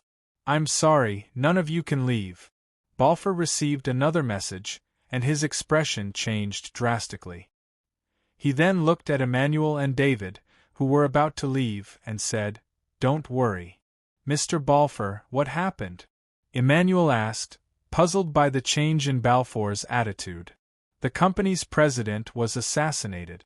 Everyone in this building must be investigated," Balfour said in a deep voice. Emmanuel was also shocked. Badu Energy was a super-large enterprise. The president of such an enterprise had a higher status than even the mayor of Penang. His influence was far greater. Judging from Balfour's tone, it seemed that the assassin had not been caught. Regardless of whether the assassination was successful or not, it was very dangerous here. "Protect President David." Emmanuel turned his head and shouted at the two bodyguards who followed David into the conference room.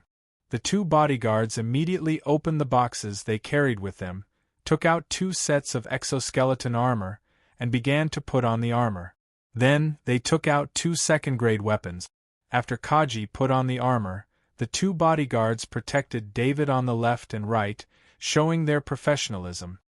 "Mr. Balfour, we have been with you all this time. No one left this conference room during the whole negotiation process. We can leave a few people to cooperate with your investigation, but President David must leave. It's too dangerous here." Emmanuel saw that David was protected and he was relieved. He turned his head and used his negotiation skills to ask Balfour. "Manager Emmanuel, regarding the assassination of the president, it's not just you, even I have to be investigated," Balfour said helplessly as he shook his head. He also believed that the people in the meeting room had not been involved in the assassination, but the murder of President Kitts was too big a deal. Add to that the fact that President Kitts' most trusted bodyguard had been involved, and even the company's top executives were suspected. "President David, what do you think?" Emmanuel turned his head and asked David. "We are under investigation. Call the company's legal department. I will also call my private lawyer," David ordered indifferently. As long as there was no evidence, this was Lunka Planet. No one would dare to do anything to him. When David said that, the shadow attendant who was still on the 18th floor saw 2 middle-aged men and 4 young men rush into the office. At this time, only a few bones were left of President Kitts' corpse. In a few more minutes, even the bones would probably be dissolved by the poison. This was a poison that could even corrode the body of a transcendent. As an ordinary person, how could the corpse of President Kitts have survived? The 6 Kajis were helpless as well. They and the head of security could only watch as Chairman Keats' corpse slowly turned into black water. There was nothing they could do. "Have you notified the police?" one of the middle-aged men asked the head of security. "I've already called the police. The police are on their way," the head of security replied. "Tell them to hurry up, otherwise Father's body will be gone." The middle-aged man waved his hand and said, "Large corporations had a strict succession system, and President Kitts wasn't young to begin with. Naturally, he had arranged for his successor long ago." The 2 middle-aged men who came in were President Kitts' 2 sons. They were the first and second heirs, respectively. The other 4 young men were the 3rd generation and had the right to inherit. It could be said that all of President Kitts' direct heirs were here. The 2 middle-aged men were not very sad, especially the middle-aged man who had just spoken. As long as he had a lawyer to testify, he would be able to take the position of CEO and control this super-large corporation. Compared to power and wealth, kinship was much weaker. Under the protection of the 2 Kajis' bodyguards, David sat on the sofa and closed his eyes to rest. However, his attention was always on the shadow attendant.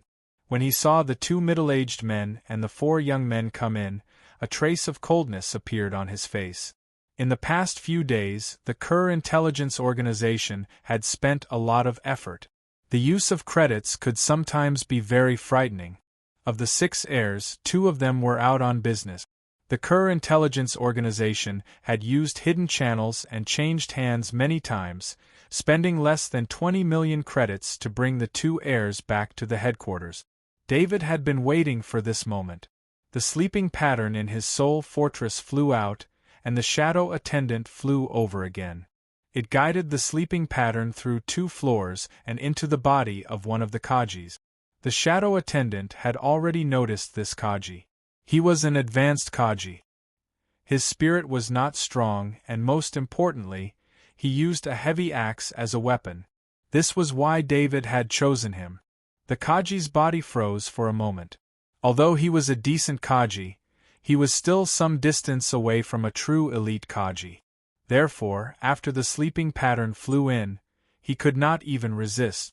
The most important thing about a Kaji that could protect the headquarters was not strength, but loyalty. On Lunka, it was almost impossible for a Kaji wearing an exoskeleton armor to attack Badu Energy's headquarters. The Kaji here were only there to deal with some small problems. On top of that, these 6 Kaji were all wearing the best exoskeleton armor and second-grade weapons. They were more than enough to deal with the incoming enemies. Attacks that were beyond their capabilities would naturally be dealt with by the Transcendent. The middle-aged man was still giving out orders. Let the intelligence department take action. I want to know who assassinated my father. Let the lawyers and executives come over.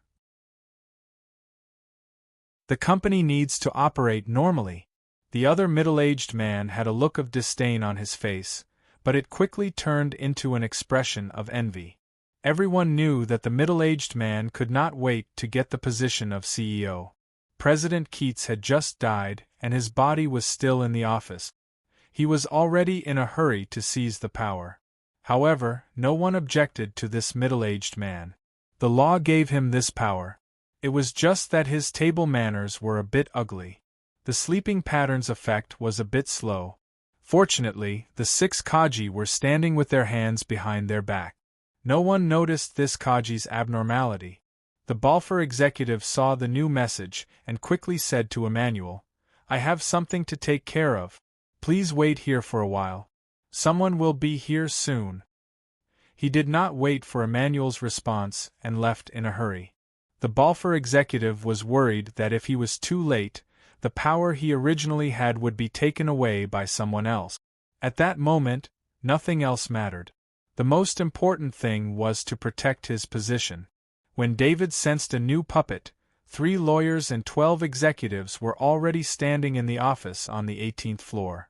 David did not hesitate. He controlled the Kaji puppet to take a step forward, and the second-grade heavy axe in its hand swept horizontally.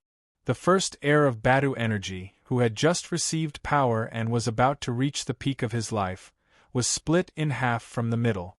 Before anyone could scream, the Kaji puppet's figure flashed, and the heavy axe swept continuously. The other second heir, and 4 young people all fell into a pool of blood. "Number 4, you're crazy!" the captain of the Kaji team roared.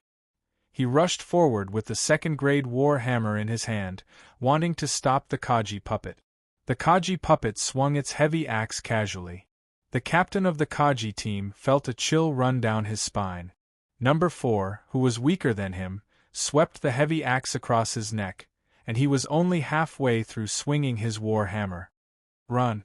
The lawyers and executives screamed and ran in all directions. Unfortunately, their speed was no match for Kaji's exoskeleton armor. The Kaji puppet caught up with them in a flash, and killed these people who could not fight back without mercy. Of course, the other 4 Kaji also wanted to stop it, but the 4 Kaji were just like ordinary people in the eyes of the Kaji puppet. The only difference was that it needed to use more strength when swinging its heavy axe, so that the second-grade heavy axe could cut through the exoskeleton armor more smoothly. The 18th floor was filled with cries and begging for mercy. The Kaji puppet swung its axe again and again, ignoring the begging. No one was able to leave the office. The huge office was filled with corpses. The shadow attendant also took the opportunity to absorb a few souls. Those that were too far away were wasted. The ear-piercing alarm rang throughout the building. The security guards in the monitoring room saw everything in the office. They pressed the alarm frantically, and at the same time, they kept calling for help from the police. "What's going on?" Emmanuel asked the staff of Badu Energy who was accompanying them. The staff did not understand what happened. He only saw that the internal communication of the company was in complete chaos. The huge mega company seemed to have lost its management. David stood up and found another sofa in the meeting room to sit down. The two Kaji bodyguards just followed him and quietly guarded him. David's current position was below a secretary's desk. The shadow attendant could operate the optical computer on the desk. Because everything had happened so suddenly, the secretary did not have time to exit the optical computer when he left. This made the operation of the shadow attendant even easier. The shadow attendant's fingers flipped, and a large amount of code was entered in a short amount of time. Using the optical computer, the shadow attendant only needed 10 seconds to take control of the optical computer used by President Kit. Of course, the most important reason for this was that all the optical computers in the office were physically connected. This was also for the convenience of work, but it also made it easier for David to hack in. President Kit's optical computer had a very high level of security. If David had not hacked in this way, the other optical computers in the building would not have been able to hack into President Kit's optical computer in such a short amount of time. The wealth of Badu Energy Company was exposed before David's eyes. It was located in multiple star systems, with 15 common kryptonite mines that they either completely controlled or had a stake in. There were also various investment projects, fixed assets, and so on. Its true wealth was impossible to calculate. This was an energy company that had been around for thousands of years. Its wealth was unimaginable. Just the liquid credits alone were more than 200 billion. Even though David's resistance to credits was relatively high, seeing this number still made his heart beat faster. The shadow attendant's hands continued to move. The 200 billion credits were converted into hundreds of thousands of funds and transferred out. Then, this sum of 200 billion credits continuously changed hand. After entering this program, David did not have to worry about it anymore. Following this, the 200 billion credits would be handed over to the villa's Sky AI system to take care of. In the end, the 200 billion credits would be transferred into an anonymous account, making it impossible for anyone to trace it. Although the Interstellar Federation had the most complete Skynet system, and the Skynets of every galaxy were connected to each other, forming a huge Skynet system that encompassed the entire Federation, this did not mean that management was flawless. Banks needed some special services, and this was also what many large financial groups needed. Thus, the Federation had set up laws that were beneficial to banks. Anonymous accounts were one of these laws. Illegal credits could be cleared through anonymous accounts. Of course, these anonymous accounts would not be targeted at ordinary citizens. The banks would only open them to customers with special needs. In the end, David should be able to get 180 billion credit. The remaining 20 billion credits would be given to the bank that opened the anonymous account. After that, the shadow attendant did not stop. David found a lot of video footage in his optical computer. These were all recordings of Badu Energy's operations. Murder and arson were very common. A large energy company would definitely not be clean. These videos were all proof of the completion of the mission. At this moment, they were also evidence of Badu Energy's crimes. The shadow attendant sent these videos to David's tens of thousands of reporters. This was not the first time he had done this, so he was very familiar with the process. David recalled the shadow attendant. He opened his eyes and saw Emmanuel standing in front of him. "President David, the police have arrived. Your legal team has arrived." Emmanuel said respectfully to David. "We are legal businessmen. We must cooperate with the police," David ordered in a deep voice.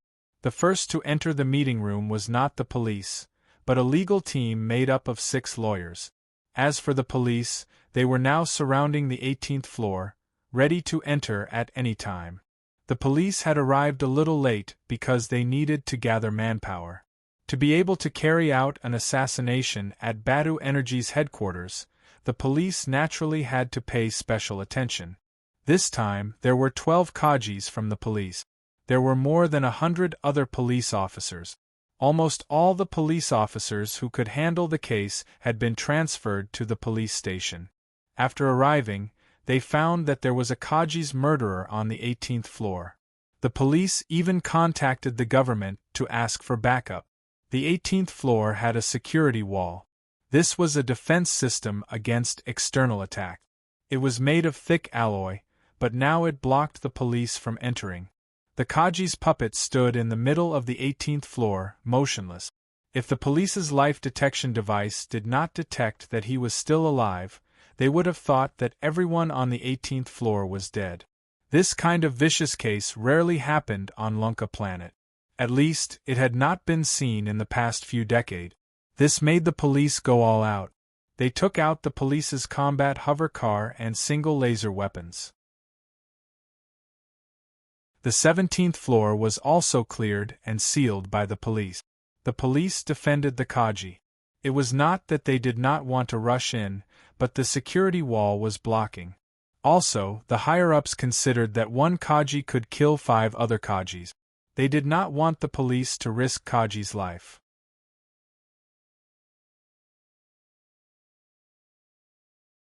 Chapter 367.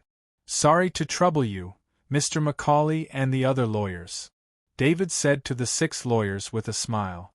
Mr. David, please rest assured that we will ensure that your rights will not be violated. Mr. Macaulay, the head of the 6 lawyers, said with a smile. Mr. Macaulay was introduced by Emma's mother, Mrs. Amelia. As the Deputy Chief Inspector of Starfield, there was no doubt about the ability of a lawyer introduced by Mrs. Amelia. I naturally believe in the lawyers. Please collect evidence immediately.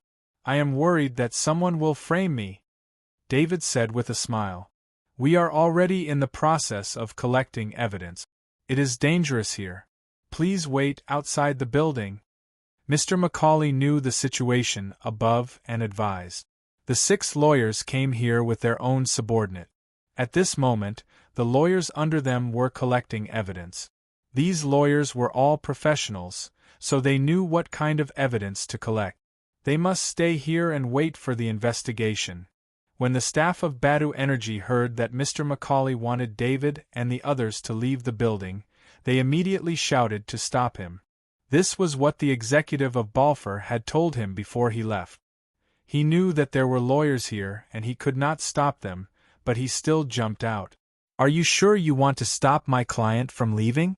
Do you know that if you illegally detain my client, I can sue you until you go bankrupt? Even Badu Energy can't make such a request to my client. Who do you think you are? Mr. Macaulay looked at the staff coldly and said in a deep voice. The aura of a lawyer made the staff lose the courage to speak. Besides, if they were targeted by a lawyer, it would be a big problem.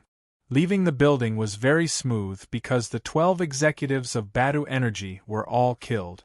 At least there were no executives of Badu Energy in the building, which made Badu Energy very chaotic. Other than the previous staff, no one else made things difficult for David and the others.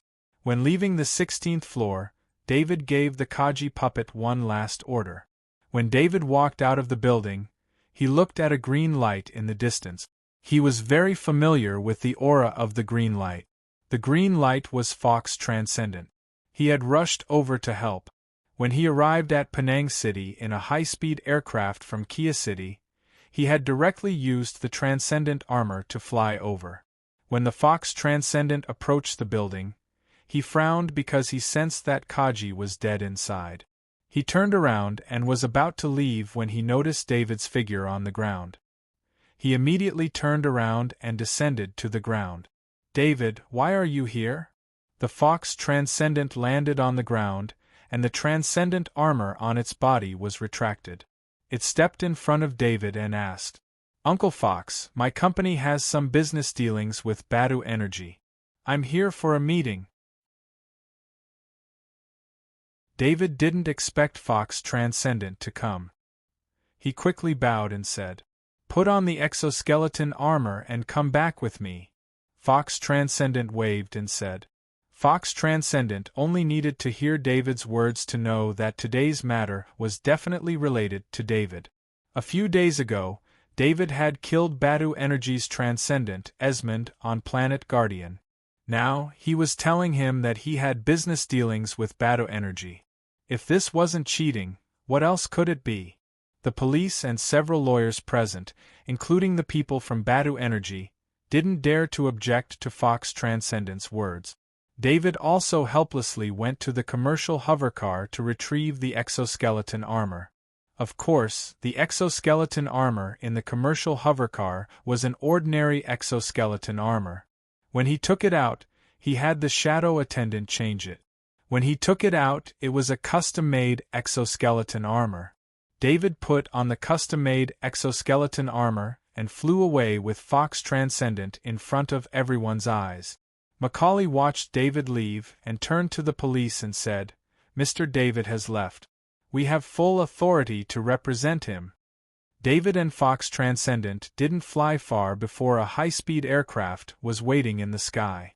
They opened the hatch and entered the high-speed aircraft. The interior of the high-speed aircraft was very luxurious. The branded furniture and top-notch decorations made the interior space very comfortable. Fox Transcendent removed the exoskeleton armor and sat on the sofa.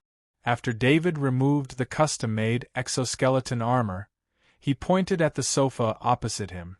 Tell me, what did you do today? Fox Transcendent waited for David to sit down and asked.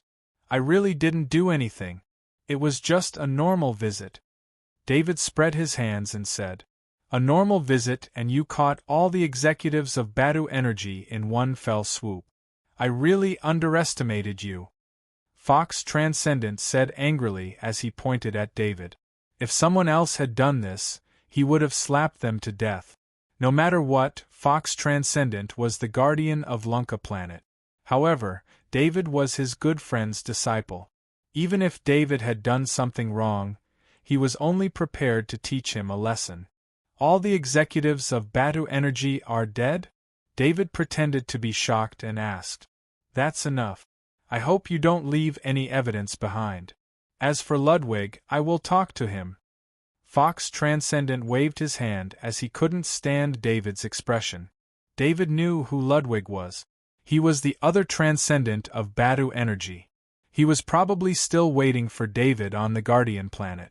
Uncle Fox, will this bring you any trouble? David asked worriedly. Don't worry. The Transcendent on Lunka Planet should know about my relationship with you. If they dare to do anything to you, they will have provoked me. Fox Transcendent said in a deep voice. I didn't participate in the assassination. I was discussing business with Badu Energy. There were at least 20 people who could prove it. There were also video recordings in the meeting room. David thought about it and explained. That's good. As long as you didn't participate personally, there won't be any legal trouble. Fox Transcendent was stunned for a moment, but immediately said with a smile. From Fox Transcendent's point of view, David was confident because he had his own team. He didn't need to do anything personally. Fox Transcendent knew that the two weapon masters, Seely and Alva, had joined David. He also took good care of the two weapon masters. Otherwise, how could two weapon masters who used to be mercenaries integrate into Lunka Planet's business circle without any hindrance? This was a small matter to Fox Transcendent. He didn't need to mention it to David. By the way, why did you hide the fact that you're a sniper master from me? Gabriel killed you, but he lied about it afterward. Fox Transcendent suddenly remembered the death of Gabriel Transcendent and couldn't help but blame him. I'll definitely tell you if I have any problems in the future. David quickly promised. I heard about what happened on the Guardian planet. I just found out that Bado Energy sent Transcendent to kill you. I was about to talk to Kits about it, but I didn't expect you to solve the problem this way. Not everything can be solved with violence. This time, you went overboard with what you did to Bado Energy. Bado Energy has a lot of influence, and Ludwig is the only Transcendent on the surface. However, they can invite two Transcendent at any time. Fox Transcendent advised David. David's way of doing things was too flashy. If he didn't agree with him, he would kill. Fox Transcendent thought that if he told him about this matter and asked him to step in, the companies on Lunka Planet would give him face. However, David had his own way of doing things. He had a shadow attendant and many other covert methods. He had no problem walking on the edge of the law. Therefore, the more legal a place was, the more advantageous it was for him. Bado Energy shouldn't be able to deal with me anymore, David said softly. You think you can make Bado Energy collapse just because you killed all of their executives? Fox Transcendent looked at David and said. He shook his head and continued, You underestimate Bado Energy. This kind of company has been passed down for many generations and has many emergency capabilities. The heir you see is only a part of it. If you don't believe me, there will be a new heir to take over the company's affairs soon. Bado Energy's liquid funds are all gone. David said something substantial for the first time. You're really greedy. At least 100 billion credits, right? Fox Transcendent was a little surprised. He pointed at David and shook his head. 200 billion credits have already been transferred to an anonymous account. In reality, I've received around 180 billion credits. David told the truth. What do you need so many credits for? Fox Transcendent said unhappily. Then he waved his hand and decided, Give Emerson, James, and Anita 1 billion each in your name. I will help you block all investigations. Thank you, Uncle Fox. David finally let go of his last concerns and thanked him with a smile. Although there were banking laws that controlled the security of anonymous accounts, they had to consider some special people, such as Transcendent's involvement. If Ludwig Transcendent used his Transcendent connections, they might be able to find out about the anonymous account. It would be more or less troublesome. Fox Transcendent asked for 3 billion credits, but it would take all the trouble. The 3 billion credits were given to 3 disciples of Fox Transcendent, who could be considered David's friends. David didn't feel bad about paying the 3 billion credit. Instead, he was very happy. David returned to the first college of Iridia and began to practice again. During this time, he had level 3 strengthened meat and the newest spirit forging metal body technique. He was making rapid progress. Although he returned to the college to rest, he maintained the most reasonable cultivation. The outside world wasn't as relaxed as David. Because of the Bado Energy incident, the entire Lunka planet and even the entire Iridia star system became lively. Bado Energy's CEO, all the heirs, and executives had been killed. This matter shocked all the major companies. There were too many police officers at the time, and a lot of details couldn't be hidden. One detail was noticed by many, and that was that Bado Energy's CEO, Kits, had been poisoned to death. Bado Energy's Esmond Transcendent had also been poisoned to death a few days ago. The most important thing was that David, who was related to Esmond Transcendent's death, had appeared at the scene of the Bado Energy massacre. Anyone with eyes could see the connection between the two, but all the evidence pointed to David's innocence. This included the surveillance footage and testimony. Therefore, some people thought that David had gone to the scene to witness the massacre. As for who was behind it, it was obvious. After that, it was discovered that a lot of Bado Energy's liquid funds had disappeared. This caused a lot of work to stop. Just as Fox Transcendent had predicted, a successor soon appeared and took over Bado Energy. He was preparing to regain control of the company. It was also at this time that more than 1,000 media outlets in several major star regions reported on Badu Energy's news at the same time. A lot of video information explained the growth history of Badu Energy in detail. Every growth of this super energy company was accompanied by blood and violence. Many businessmen, politicians, and other opponents in various industries who had conflicts with Badu Energy would become victims. The videos subverted many people's impression of Badu Energy. How was this a company? It was simply an assassin organization. According to these videos, the victims' families jumped out one by one and accused Badu Energy in various courts. The huge Badu Energy had lost 200 billion in liquid funds, so internal problems first appeared. Originally, this kind of internal problem could slowly pass with a new CEO and some time to transition. In the end, Badu Energy's minerals and fixed assets were the most important part of its capital. As long as this part didn't collapse, there would be no problems at all.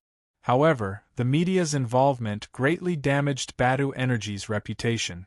It was involved in a lot of lawsuits and became an external problem. These internal and external problems made it impossible for Badu Energy to apply for a loan from the bank. At the same time, the weak Badu Energy became the prey of other large companies. How could the other large companies let go of such an opportunity? While the police were still investigating the massacre, Badu Energy was constantly losing wealth. It went from a large company to a large company. Its assets plummeted in just a few days. Ludwig Transcendent also returned from the Guardian planet. By the time he returned, Badu Energy had already shrunk by more than half. Even with Ludwig Transcendent's ability, there was nothing he could do to reverse the situation. At this time, Badu Energy's size could no longer enshrine Ludwig Transcendent. The resources that Ludwig Transcendent needed were not what Badu Energy could afford at this time. On the second day after Ludwig Transcendent returned, Fox Transcendent visited him. No one knew what happened.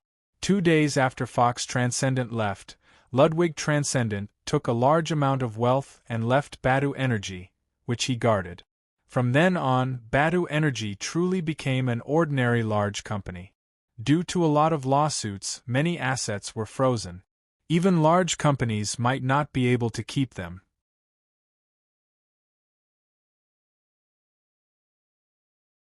Chapter 368. David sat in the living room of the villa, watching a host talking about him in the video projection. Although there was a lot of use of the word maybe, the audience could see that the person behind the rapid decline of Badu Energy was David. David used to be very famous, but he was only famous in a small group of people, like Kaji in the Star Sector. However, this time, as the news spread, he was also involved in the storm of public opinion. He became the hero who bravely fought against a powerful opponent for revenge. This kind of story of being hunted down, being killed, and successfully taking revenge on the power behind it was the audience's favorite. David turned off the video projection, thought about it, and turned on his ID bracelet. Lawyer Macaulay, there are false reports about me in the news recently. I hope you can take over and deal with it, David said in a deep voice. Mr. David, I happen to have evidence collected at the scene. You are innocent and were implicated. I will definitely seek justice for you, Macaulay said with conclusive evidence. In fact, among everyone, only these lawyers believed that David was innocent. It was because of the evidence at the scene. This evidence all showed that David was not involved in the massacre of Badu Energy. Thank you. David was about to say something, but he saw a call request appear on his ID bracelet. He could only continue. Lawyer Macaulay, I have something to do here. I will send someone to contact you about the relevant commission. After ending the call with Macaulay, David picked up a new call. David, are you okay? I saw the news on Planet of Origin. Emma's concerned voice came through. Those are all false reports. I just hired a lawyer to sue them. David said with a smile, then said in a surprised tone, God, you are on Planet of Origin. It seems like you have really become the Federation's queen. The planet of origin was the main planet of the Federation. It was also a place that everyone yearned for. It was the birthplace of the Interstellar Federation. Planet Origin was also the political center of the Federation. The Supreme Court of the Federation, the Federal High Command, the Federation government, and other top-level organizations of the Federation were all located on Planet Origin. That place had the strictest qualifications to enter. Every year, hundreds of millions of tourists applied to go there, but only a few million people could enter. The entire planet of origin had always maintained a population of 1 billion, and except for a few special circumstances, no immigrants were accepted.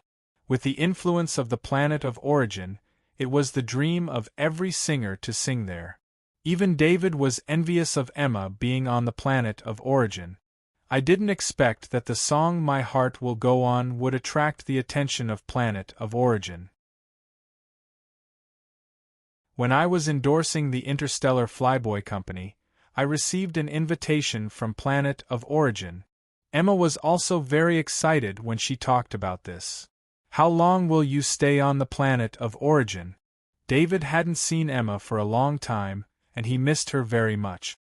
He was too embarrassed to ask when she would come back, so he could only ask casually. I don't know. I'm also waiting for the arrangements. I might have to hold a concert on the planet of origin. Emma didn't understand the meaning behind David's words. She was still intoxicated with excitement. The conversation between the two of them was on the planet of origin, and Emma had forgotten about the reports. There were still a few days left for the holidays, but David wasn't going to stay on campus. Originally, he was going to solve the problem of the Tordo Fund. Unfortunately, the matter with Badu Energy Company was a little too big, and his plan to continue assassinating the Tordo Fund fell through. The Tordo Fund was different from Badu Energy Company. Badu Energy Company was on planet Lunka, which was David's home ground.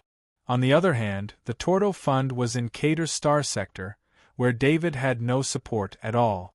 If he was discovered, he would be hunted down. No one cared whether there was evidence or not. In the afternoon, David came to the portal again. After submitting his identity and getting permission, David entered the portal. After charging, David came to the Guardian Star Academy base again. This was the second of 3 free uses, so David didn't need to pay any points this time. As soon as he stepped out of the portal, David felt that the atmosphere in the base was a little strange. There were many students in the base, and it was around 2 o'clock in the afternoon. It was the time for students to go out and fight. Why were there so many students in the base? The students' faces were serious, and they weren't as relaxed as before. No one was laughing. Cotton, what's going on in the base? David happened to see an acquaintance of Cotton, so he quickly stopped him and asked, Master David, you haven't been in the base these few days? Cotton heard David's question and asked curiously. Yes, I went back to the academy to rest. When I came back, I saw that the atmosphere here was tense. What happened? David nodded and said, I don't know why, but a lot of level 1 insectoids have appeared outside the safe zone. Even the rarely seen flying insectoids have appeared. Among the level 1 insectoids, there are also level 2 insectoid. These insectoids have surrounded the base. Cotton helplessly replied. What are you afraid of level 1 insectoids? Just kill them and get points. David asked, puzzled.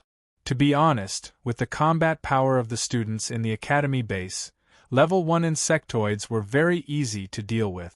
Level 2 insectoids wouldn't be a problem as long as they had Kaji's group. The senior students often went out to look for level 2 insectoids. Every group of level 1 insectoids has more than 1,000 members, and the number of insectoids is still expanding. Cotton said with a bitter smile. Has this happened before? David's eyes were filled with doubt as he asked. Only when the insectoid horde appears. Cotton said worriedly. David finally understood why the students were so worried. Although David had not experienced the insectoid horde on the Guardian planet, he had read about it from the information. Every insectoid horde was terrifying. He immediately thought of the Transcendence estimation. Could it be that the one-year insectoid horde war had been brought forward? After parting ways with Cotton, David was about to return to his dorm when he received a message from the Transcendent Kenny. "David, you're back just in time. Come to the command center." It seemed that the Transcendent Kenny was still paying close attention to David's movements. The moment David used the portal, the Transcendent Kenny received the message. When David arrived at the command center, the two Transcendent Kenny and Dunbar were sitting inside. Master Leo and David were not very familiar with a few Weapon Master instructors.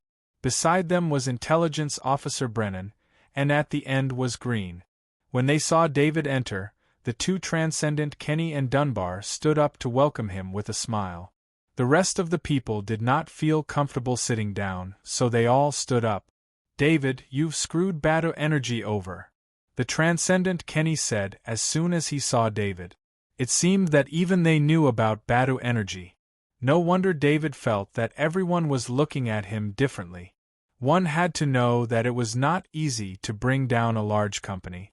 David could be said to have set a precedent by bringing down a large company single-handedly. These people did not care about evidence at all. They only cared about the truth. Everyone knew that the massacre at Bado Energy was caused by David. However, on the Guardian planet, if everyone thought it was true, then it was true. "Well, let's continue with the meeting." David could not lie to the Transcendent Kenny. There were too many people there, so David changed the topic. "David, sit here." The Transcendent Dunbar pointed at the empty seat beside the two Transcendent and said, "In an official meeting like this, the seating arrangement was very serious. The empty seat beside the two Transcendent was second only to the two Transcendents." David was a little hesitant. There were still a few instructors there. "Sit down.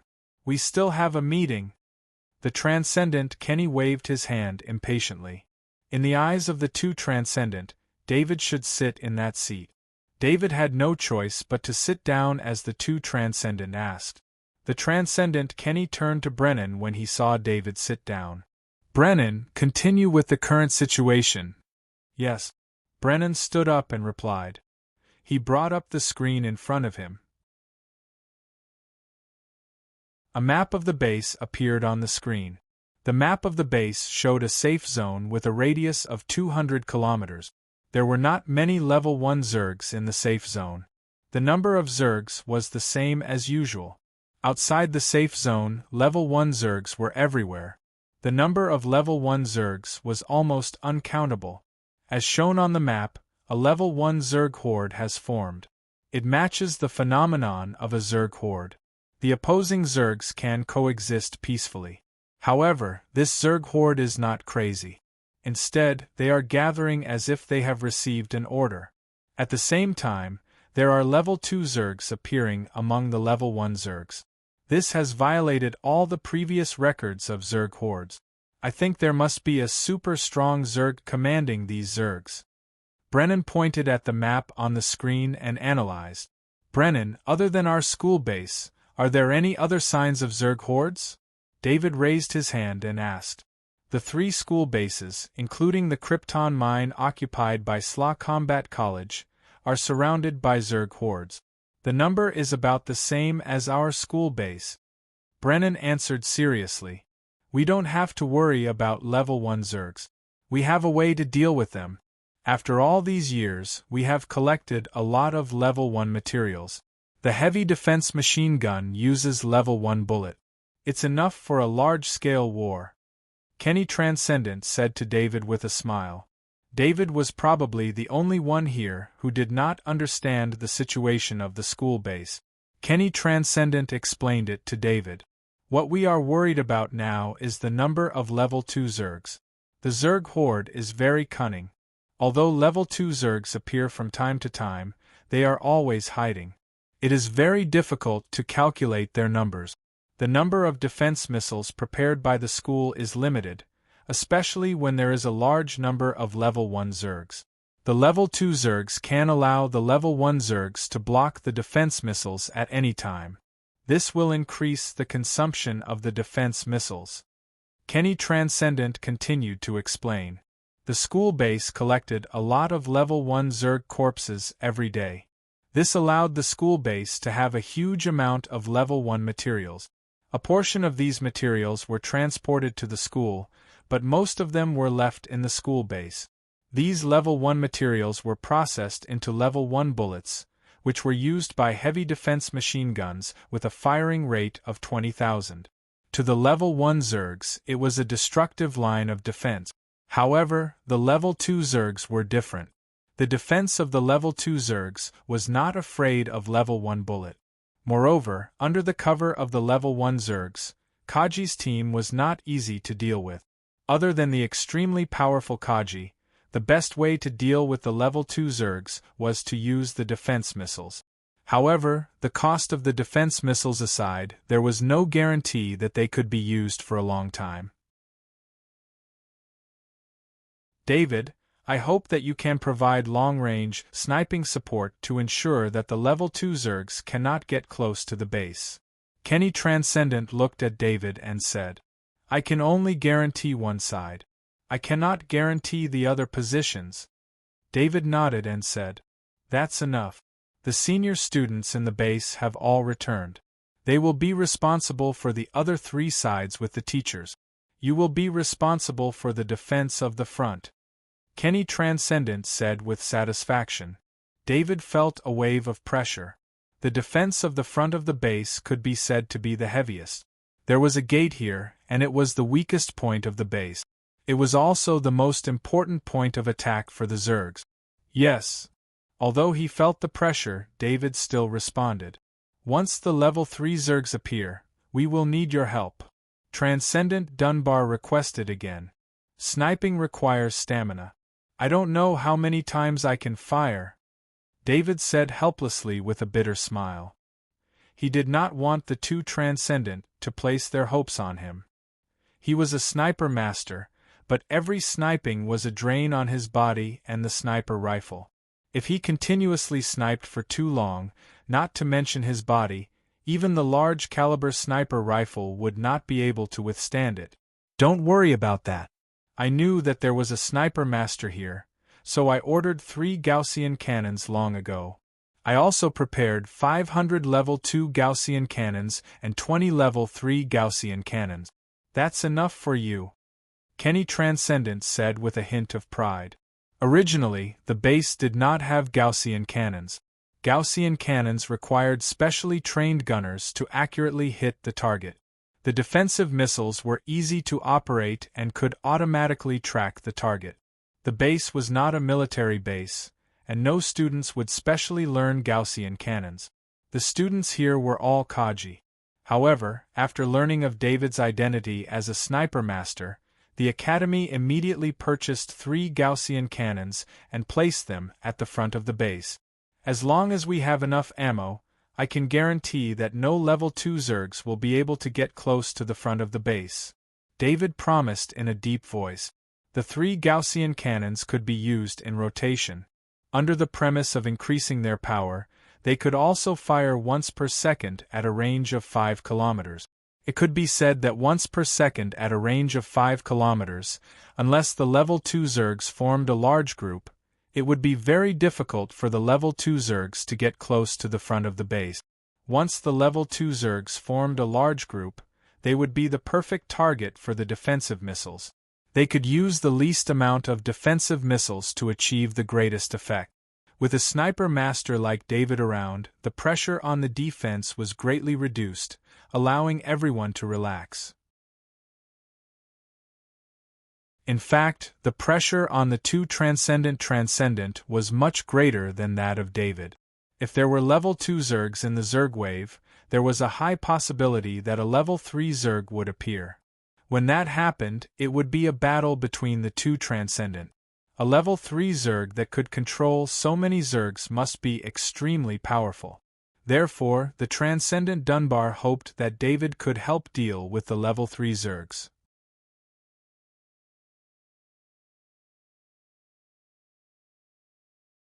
Chapter 369. Principal Lek isn't here? David couldn't help but ask at the end of the meeting. Lek Transcendent was the strongest transcendent of the first college of Iridia. With him here, the college base's top combat power would be even stronger. The principal went to the base of the SLA Combat College. The defense facilities haven't been built yet. It's hard to resist the tide of insects. Although the SLA Combat College has mobilized a lot of combat power, they still asked for the principal's help. But as long as there's a need, the principal will return immediately. Kenny Transcendent said helplessly. In fact, because the Krypton mine was discovered by David, and David was a student of the college, the first college of Iridia had a lot of shares in the Krypton mine. In order to ensure that his share wouldn't be affected, Lek Transcendent had to accept the invitation of the SLA Combat College. Kenny Transcendent obviously couldn't say the benefits in front of everyone, so he could only give a simple explanation. When David walked out of the meeting room, his identity bracelet increased his authority in the base. 3 Gaussian cannons were set for him to use. Master David, wait! Green caught up with David as he walked and checked his identity bracelet. President Green, what's the matter? David turned around and asked.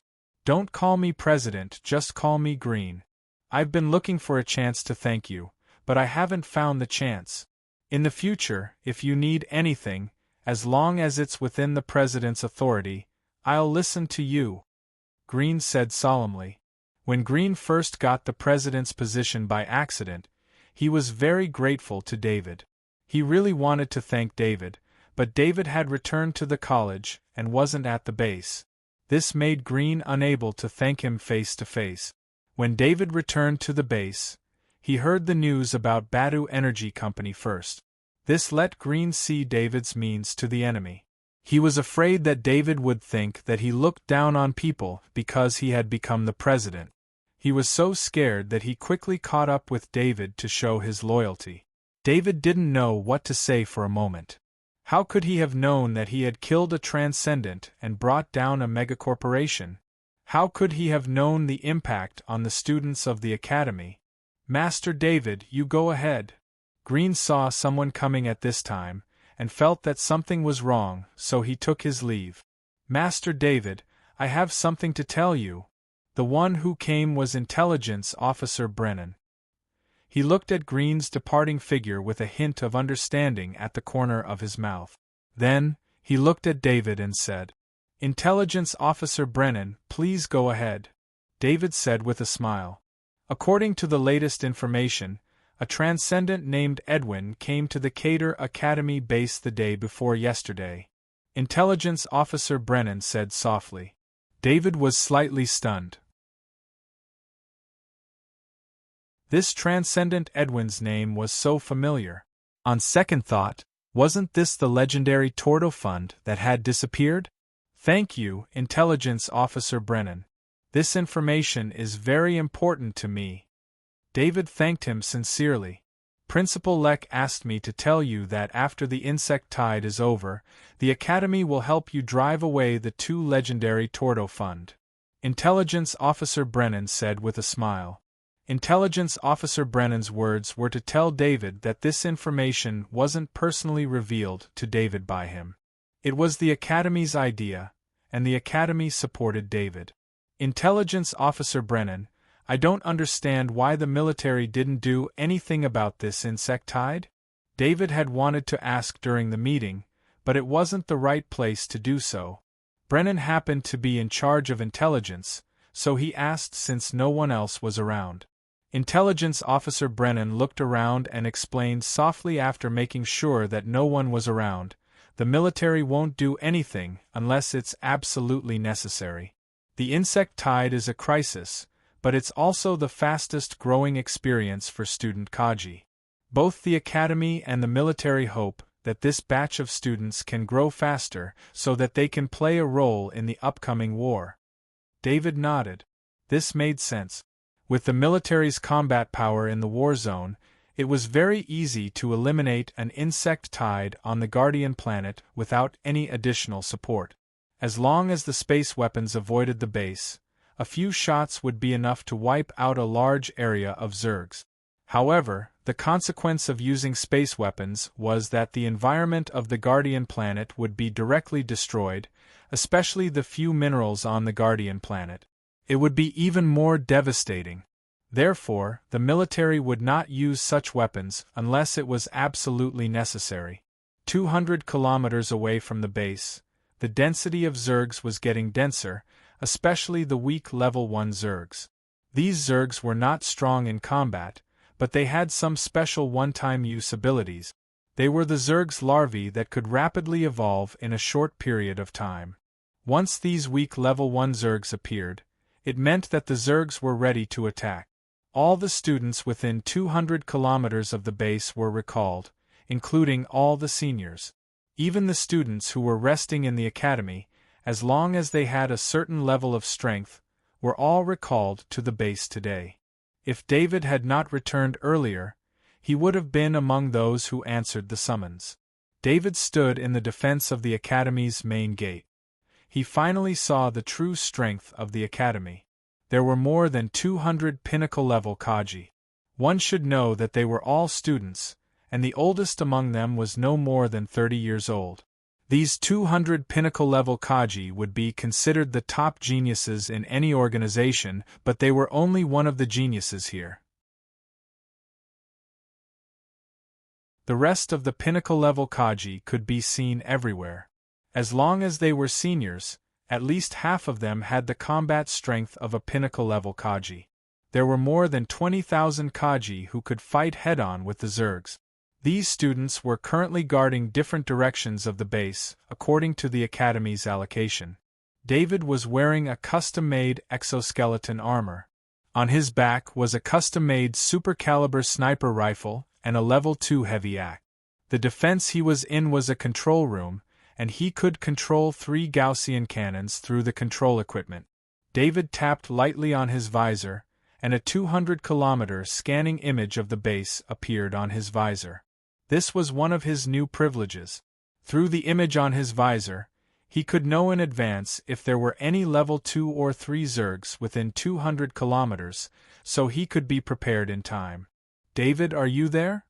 Kenny's transcendent voice came from the channel. "I'm here," David replied. "I just received news from Warstar. Many regional battles have broken out there, and the space fleet needs to ensure that Warstar is locked down. Thus, the military won't be able to send reinforcements until the battles there are over," Kenny's transcendent sternly said. David was shocked. The base's confidence had originally been the military's reinforcements. No matter how strong the Zergs were, as long as the Academy sent reinforcements to the military, they would be able to end the Zerg wave in the shortest amount of time. However, things were different now. Warstar was far more important than the Guardian planet. No matter how great the losses on the Guardian planets were, the impact on the overall situation would be limited, but they could not afford to lose Warstar. If a level 2 Zerg tried to use the chaos on Warstar to break through the space defense line, the consequences would not just be the loss of the base on the Guardian planet. Thus, the mission of locking down Warstar was of utmost importance. The space fleet could not abandon their mission to reinforce the Guardian planet. How could there be such a coincidence? David asked in disbelief. This matter must be kept a secret, but don't worry. The Academy still has 3 Transcendent who can come to reinforce us at any time, and the Principal can also send reinforcements. The Zerg wave won't be much of a problem. Kenny's Transcendent could hear the worry in David's voice and reassured him. In truth, by telling this news to David, the Kenny's Transcendent treated David as an important core member of the Academy base. While they were talking, an alarm sounded through the channel. David and Kenny's Transcendent hurriedly ended the call and opened their respective scans. All units, we've discovered poison impact beetles and corrosive larvae. There are approximately 50,000 of them. All units, activate the internal circulatory systems of your exoskeleton armor. Master Leo's voice rang out. Most of the Kaji here were students. Even though they often went out to fight, they still lacked experience, so they needed the guidance of a mentor. David's faceplate showed 50,000 weak level 1 insectoid. These weak level 1 insectoids had placed their main targets on the left and right sides of the base. The scan on the faceplate showed 2 red torrents rushing towards the 2 sides of the base. David actually did not want to stay in the base. He wanted to go to the front line, where the shadow attendant could absorb more soul energy. However, as a sniper master, in the eyes of the 2 Transcendent and the Academy, his greatest value was to control the 3 Gaussian cannons. The poison impact beetles and corrosive larvae's attack required them to pass through 200 kilometers of territory. Waiting for 50,000 weak level 1 Zergs to reach the base was an extremely long time in the eyes of all the students. "They're here," Manuel, who was holding a large shield, said in a low voice as he felt the vibrations from the shield coming in contact with the ground. The students standing on the defensive wall also heard the vibrations from the ground. It was like the beating of a war drum. The students who had never experienced something like this before were a little short of breath. Maintain the battle formation. Just like the previous groups, pay attention to the coordination with the other groups around you. These are only weak level 1 insectoids, not even level 1 insectoid. Being afraid will only bring danger to your friends and classmates. Victory! The team leader in this direction roared loudly. Victory! The students followed suit and roared. Big Shield Kaji blocked the front. Set up the defensive formation. The team leader ordered loudly again. A row of Big Shield Kaji stepped forward and slammed their big shields into the ground. The sound of the big shields colliding with the alloy wall made every student's blood boil. By this time, the students could already see the weak level 1 Zergs with their naked eyes. The ugly poison impact beetles were running while dark green liquid flowed out of their bodies. The corrosive larvae were smaller in size, and they were running together with the poison impact beetles. When these weak level 1 Zergs were 500 meters away from the defensive wall, dozens of heavy defensive machine guns flipped over and appeared on the defensive wall. Then, these heavy defensive machine guns fired at a rate of 20,000 shots per minute. The level 1 bullets formed a steel storm that instantly turned the weak level 1 Zergs into a rain of blood. The poison impact beetles exploded before they died and turned into a poisonous mist. However, because they were still a few hundred meters away from the Academy base was not affected. At the same time, the corrosive larvae's bodies were torn apart by the steel storm formed by the level 1 bullets, and they also corroded holes in the ground. The students who were ready to fight the weak level 1 Zergs couldn't help but cheer when they saw the results of the heavy defensive machine guns. This kind of easy victory boosted the students' confidence. In fact, the Academy didn't lose anything. Although the level 1 bullets fired were a little troublesome after the war ended, they could still retrieve them.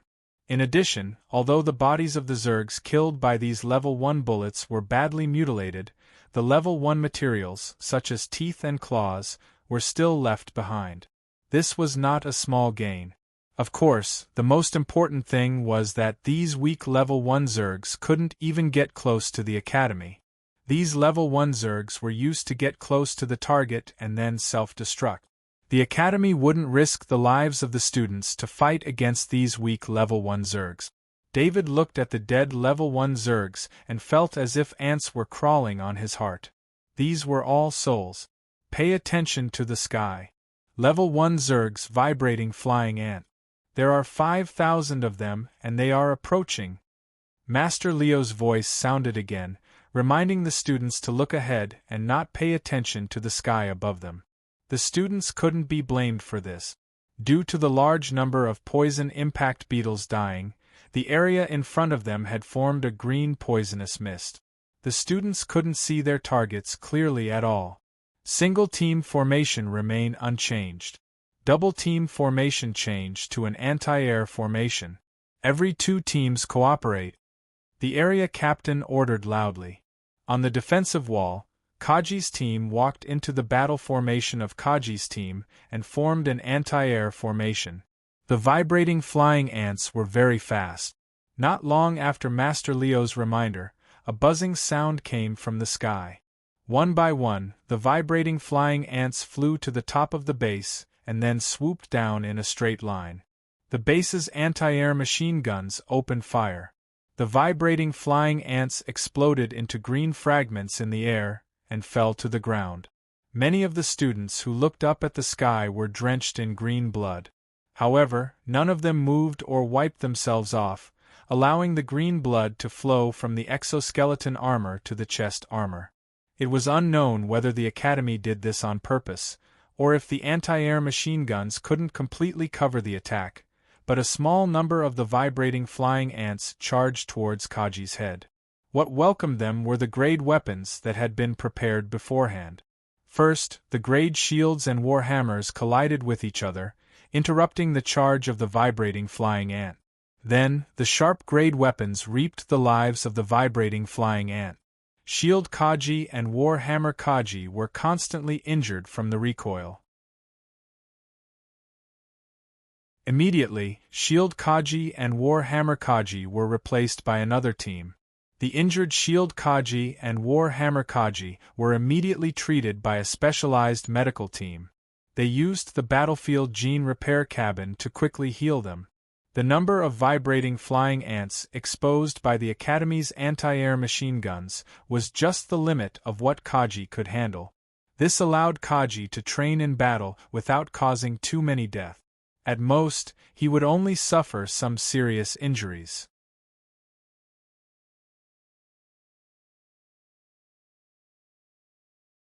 Chapter 370. The Shadow Attendant was currently standing 40 meters above David's head. The battle on both sides had nothing to do with David, so the Shadow Attendant was unable to absorb any souls. However, the Shadow Attendant's position was an excellent vantage point, allowing David to clearly see the situation around him. David looked at the swarm of vibrating flying ants.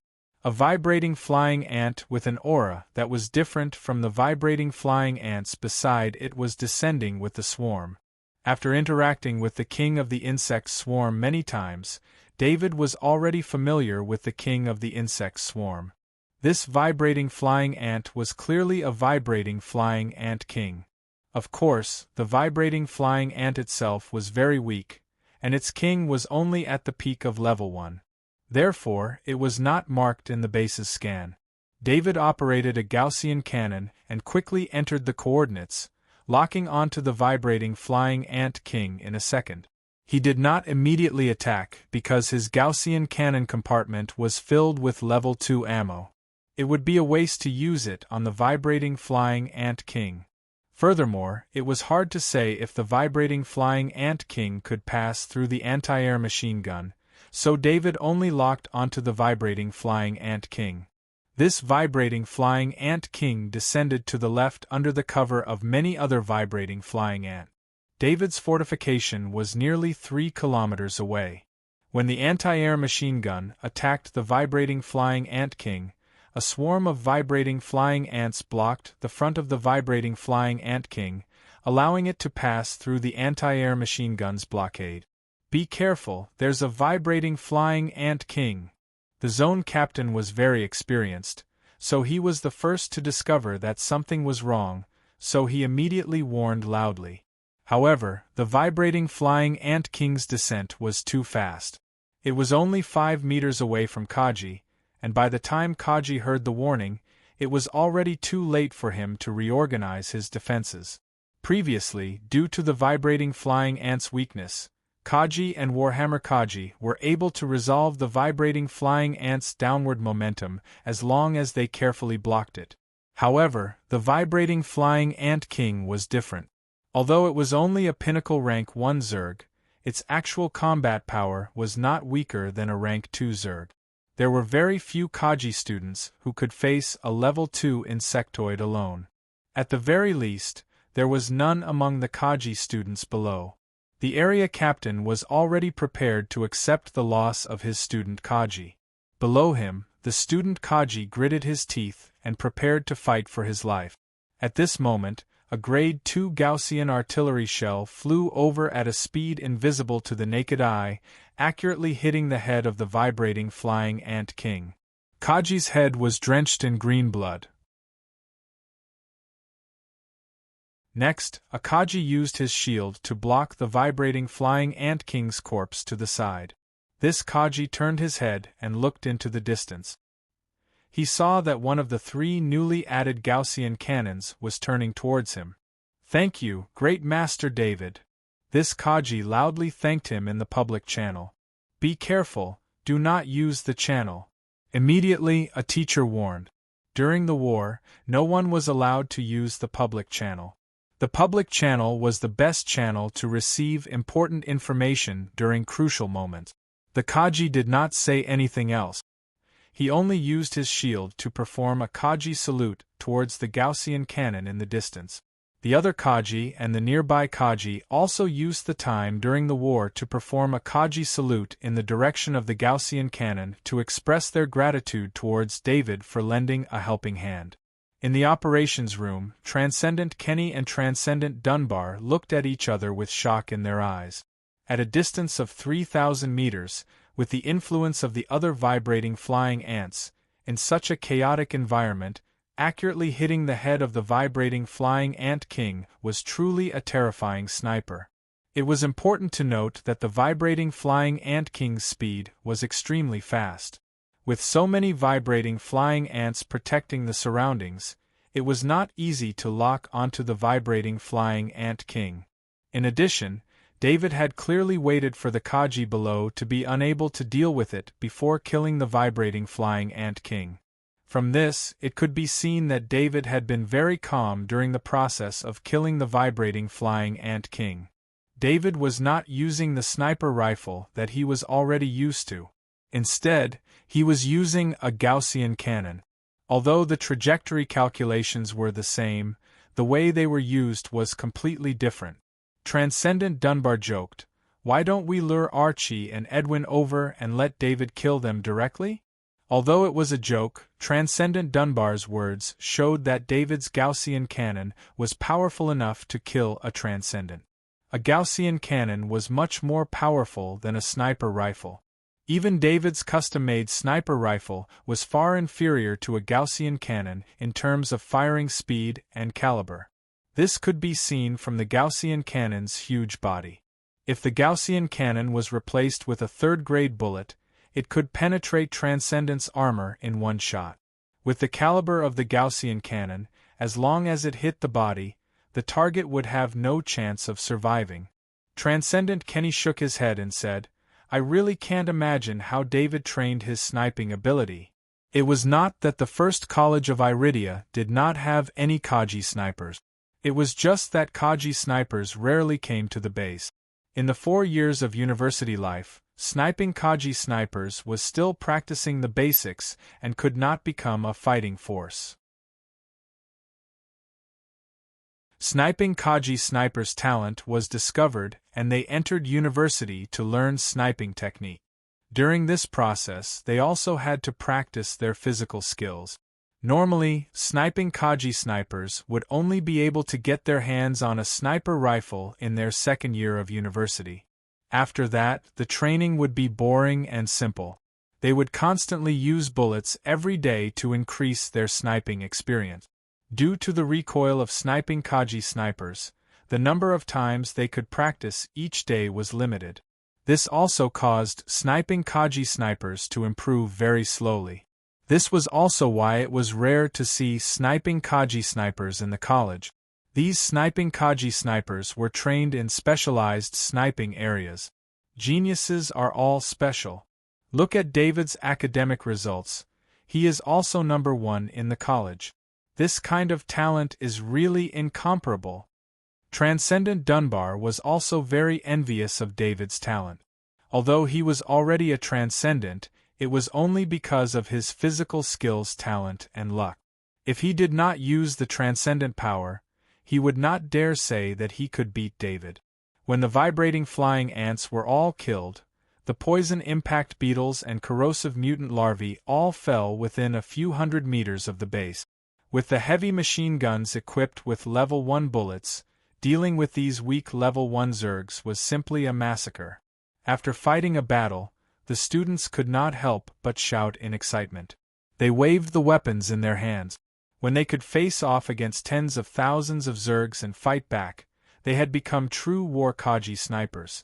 Many Kaji snipers would not be able to face the situation that these students faced in their lifetime.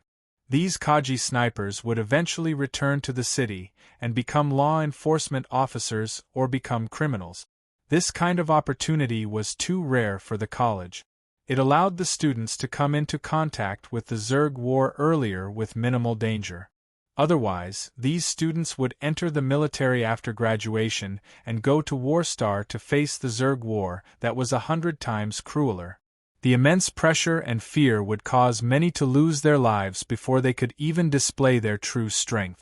All attention, Level 1 Zerg Hunter Mantis detected. There are 5,000 of them. Level 1 Zerg Flash Bug detected. There are 5,000 of them. Level 2 Zerg Armored Rock Bug detected. There are 20 of them. Level 2 Zerg Explosive Spray Bug detected. There are 5 of them. Master Leo's voice sounded again. This time, even Master Leo's voice was serious. The Hunter Mantis and the Flash Leaping Bug were both agile insectoid. Not only were they fast, but they were also good at changing directions while charging. The Flash Leaping Bug, in particular, could make use of its powerful jumping ability to leap hundreds of meters in one go. The Armored Rock Bug was an Zerg with an extremely high defense. At least, the heavy machine guns would not be able to break through the defense of the Armored Rock Bug. The Explosive Spray Bug was a long-range Zerg. It had an extremely long-range attack and was very effective against the base. This time, the Zerg attack was not a probing attack like before. David had a clearer view of the Bug Horde's team through the visor. 20 huge armored rock bugs were at the front. Behind them were 5,000 Hunter Mantis and 5,000 Flash Bugs. The 5 explosive spray bugs were surrounded by 10,000 level 1 Zerg. Even the explosive spray bugs had level 1 Zergs blocking the attacks for them.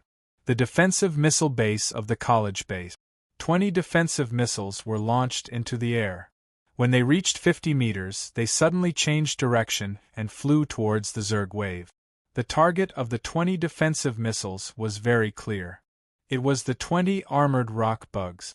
David had seen how terrifying the defensive missiles were. Just when he thought that the 20 armored rock bugs were dead for sure, 5 explosive spray bugs shot out energy beams from within the Zerg wave. This time, it was a mobile continuous shot.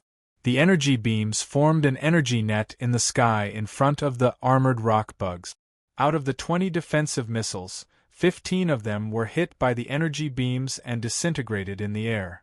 As for the remaining 5 missiles, when they got close to the Zerg wave, they were shot down by a dozen flash bugs in a suicidal manner. At this moment, the jumping advantage of the flash bugs was displayed. Under the premise of not being afraid of life, the ability of the flash bugs to block the defensive missiles was too strong. In the countless years of war with the Interstellar Federation, the Zerg race had developed many abilities that could counter the Federation's weapons. For example, the energy beam of the explosive spray bugs and the active collision of the flash bugs. The 5 explosive spray bugs opened their mouth. A dozen hunter mantises jumped into the mouths of the explosive spray bugs without any hesitation.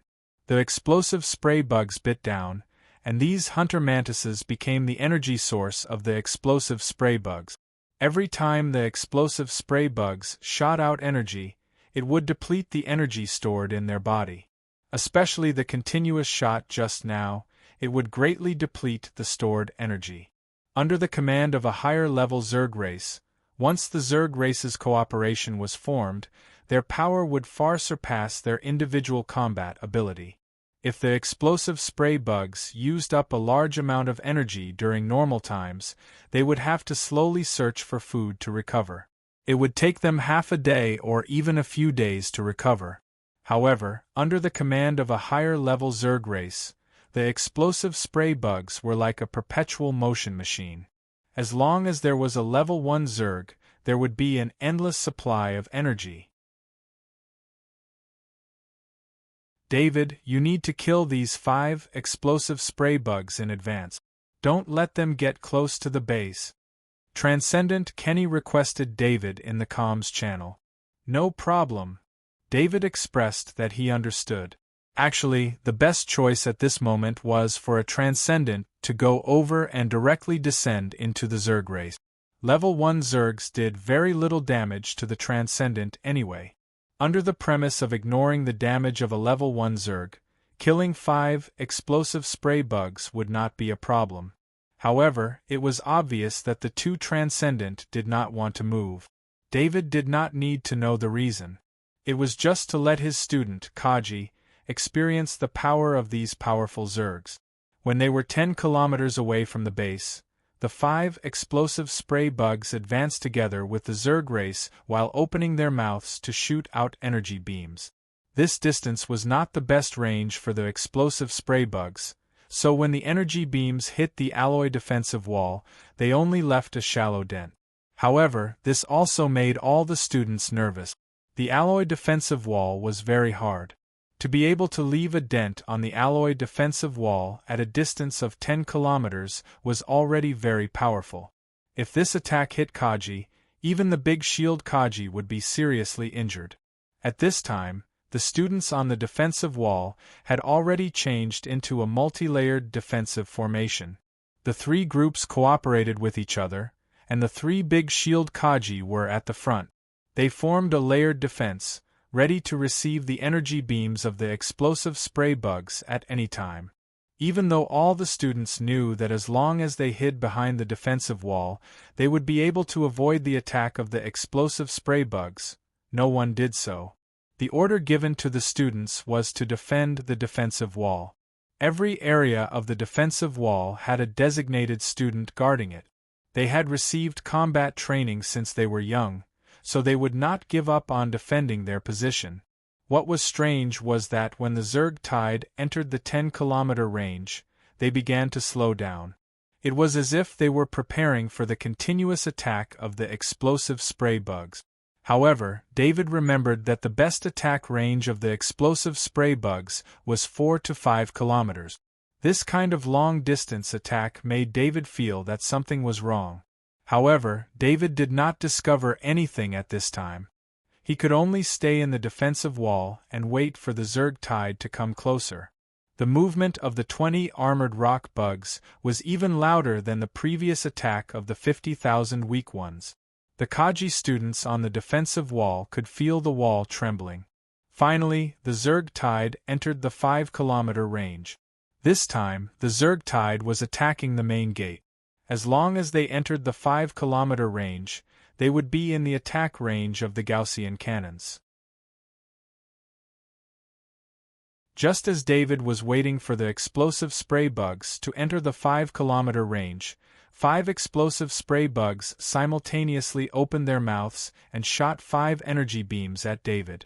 With a boom, a hole the size of a person was blasted into the main gate of the base. Immediately, more than 10 repair robots rushed up and began to repair it.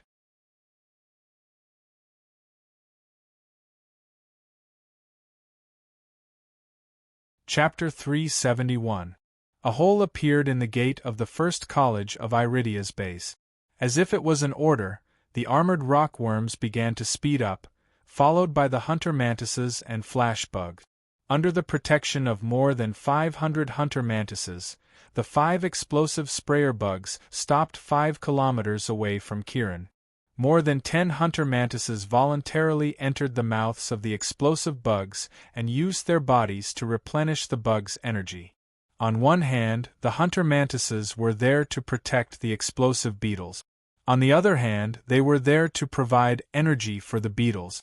Although the explosive bugs were within the range of the Gaussian cannons, David was still confident. He did not fire immediately. Instead, he aimed all 3 Gaussian cannons. The explosive bugs were too accurate. As long as they retreated a little, they would be out of the range of the Gaussian cannons. Therefore, David decided to kill as many explosive bugs as possible in the first round of attack. The students on the front wall looked at the second wave of bugs with a serious expression. The 3 Gaussian cannons were fired in a row. The students could not see the situation 5 kilometers away, but the 2 transcendent in the gunner room saw it clearly. After the 3 Gaussian cannons were fired, 3 explosive bugs were hit at the same time. Before the explosive beetle died, it turned into a fireball and surrounded the hunter mantises in the fireball. The remaining 2 explosive bugs retreated immediately.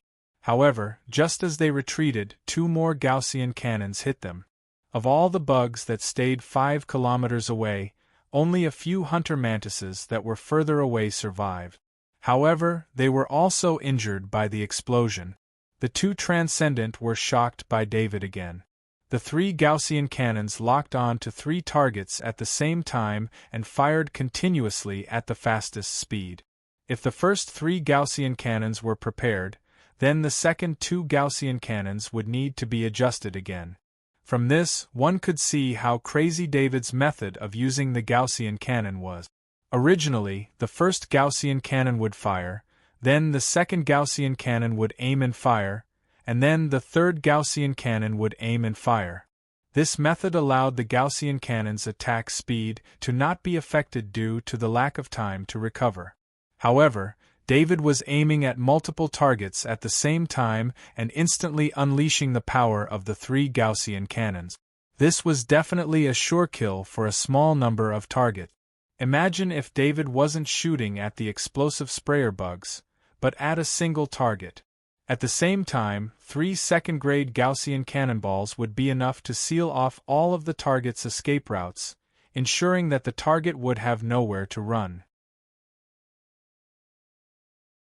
Although the students didn't see the result of the sniping, the continuous explosions in the distance let them know that David's sniping was successful. Without the danger of long-range attacks, the students cheered loudly, and their fighting spirit grew even stronger. David waited for a few seconds to let the 3 Gaussian cannons recover. Then, he changed his target to the 20 armored rock bugs.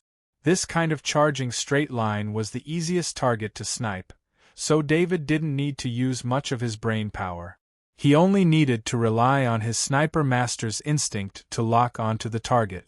The 3 Gaussian cannons were firing at a steady rate of 1 shot per second, and with each shot, 1 armored rock worm would fall to the ground. The armored rock bugs didn't seem to be afraid of death. Even when their companions fell, they still didn't stop charging. When there were still 500 meters left in the insect tide, the last armored rock worm also fell. After that, the heavy machine gun took over the attack, and the hunter mantises were completely exposed to the storm of first-grade bullets. This time, the students on the defensive wall couldn't continue watching because the flash bugs were jumping towards Kaji, who was on top of the defensive wall. The students who were full of fighting spirit were not afraid of the flash bugs at all. Under the command of the zone captain, Kaji's team on the defensive wall cooperated with the zone's formation. A flash bug used a strange flight path when it jumped and luckily avoided the heavy machine gun's defense. When it fell towards the top of the defensive wall, Kaji's big shield had already blocked its falling position. Following the clash between the flash beetle and the shield, the flash beetle, which had yet to stabilize its body, was struck by a series of weapons. From the moment it fell to the moment it was killed, the flash beetle didn't even manage to launch a decent attack during the entire process. Of course, there were some flash bugs that successfully jumped onto the defensive wall and caused chaos in the battle formation. However, Kaji's team immediately came to the rescue and stabilized the battle formation. David, the situation is not right. The bugs 200 kilometers away are retreating. This bug tide has a strong start but weak finish. Kenny Transcendent said to David in the communication channel. Kenny Transcendent was in charge of the safety of the Academy's base, and he was very concerned about any unexpected situations. The original plan was to use this bug tide to train the students' teamwork and mentality when facing a bug tide. When the bug tide got stronger, the defense system would go all out. A large number of defensive missiles, and even more heavy defensive machine guns would all be used to prevent the students from suffering heavy casualties. They even prepared a contingency plan in case a third-grade bug appeared.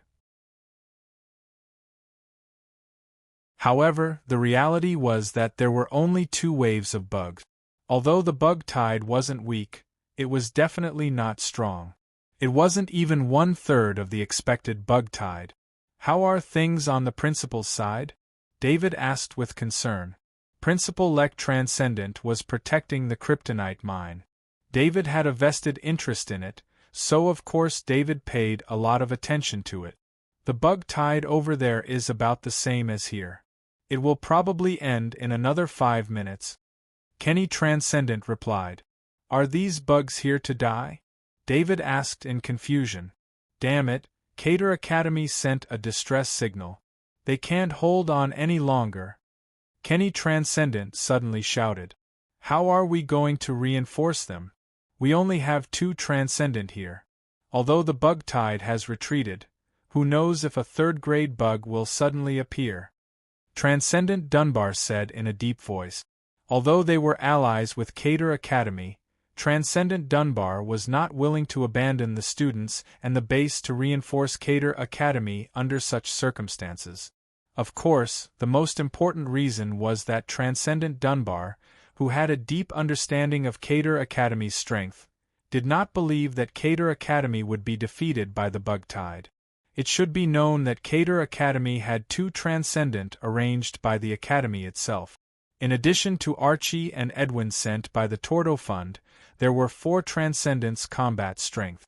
As long as Cater Academy needed it, they could quickly reinforce multiple Transcendent at any time through the teleportation portal at Cater Academy.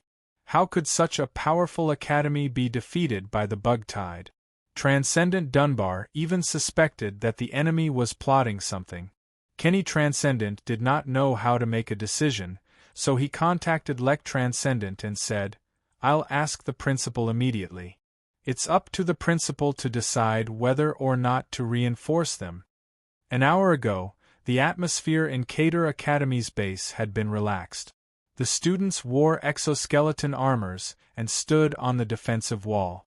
They all knew that their base's defense was foolproof. This was because there were 4 Transcendent in the base, which was far more than the other 2 Academies' Transcendent bases. During the 1-hour bug tide, it was just as they had imagined. The bug tide could not get close to the base at all in the face of the heavy defensive machine guns and missiles.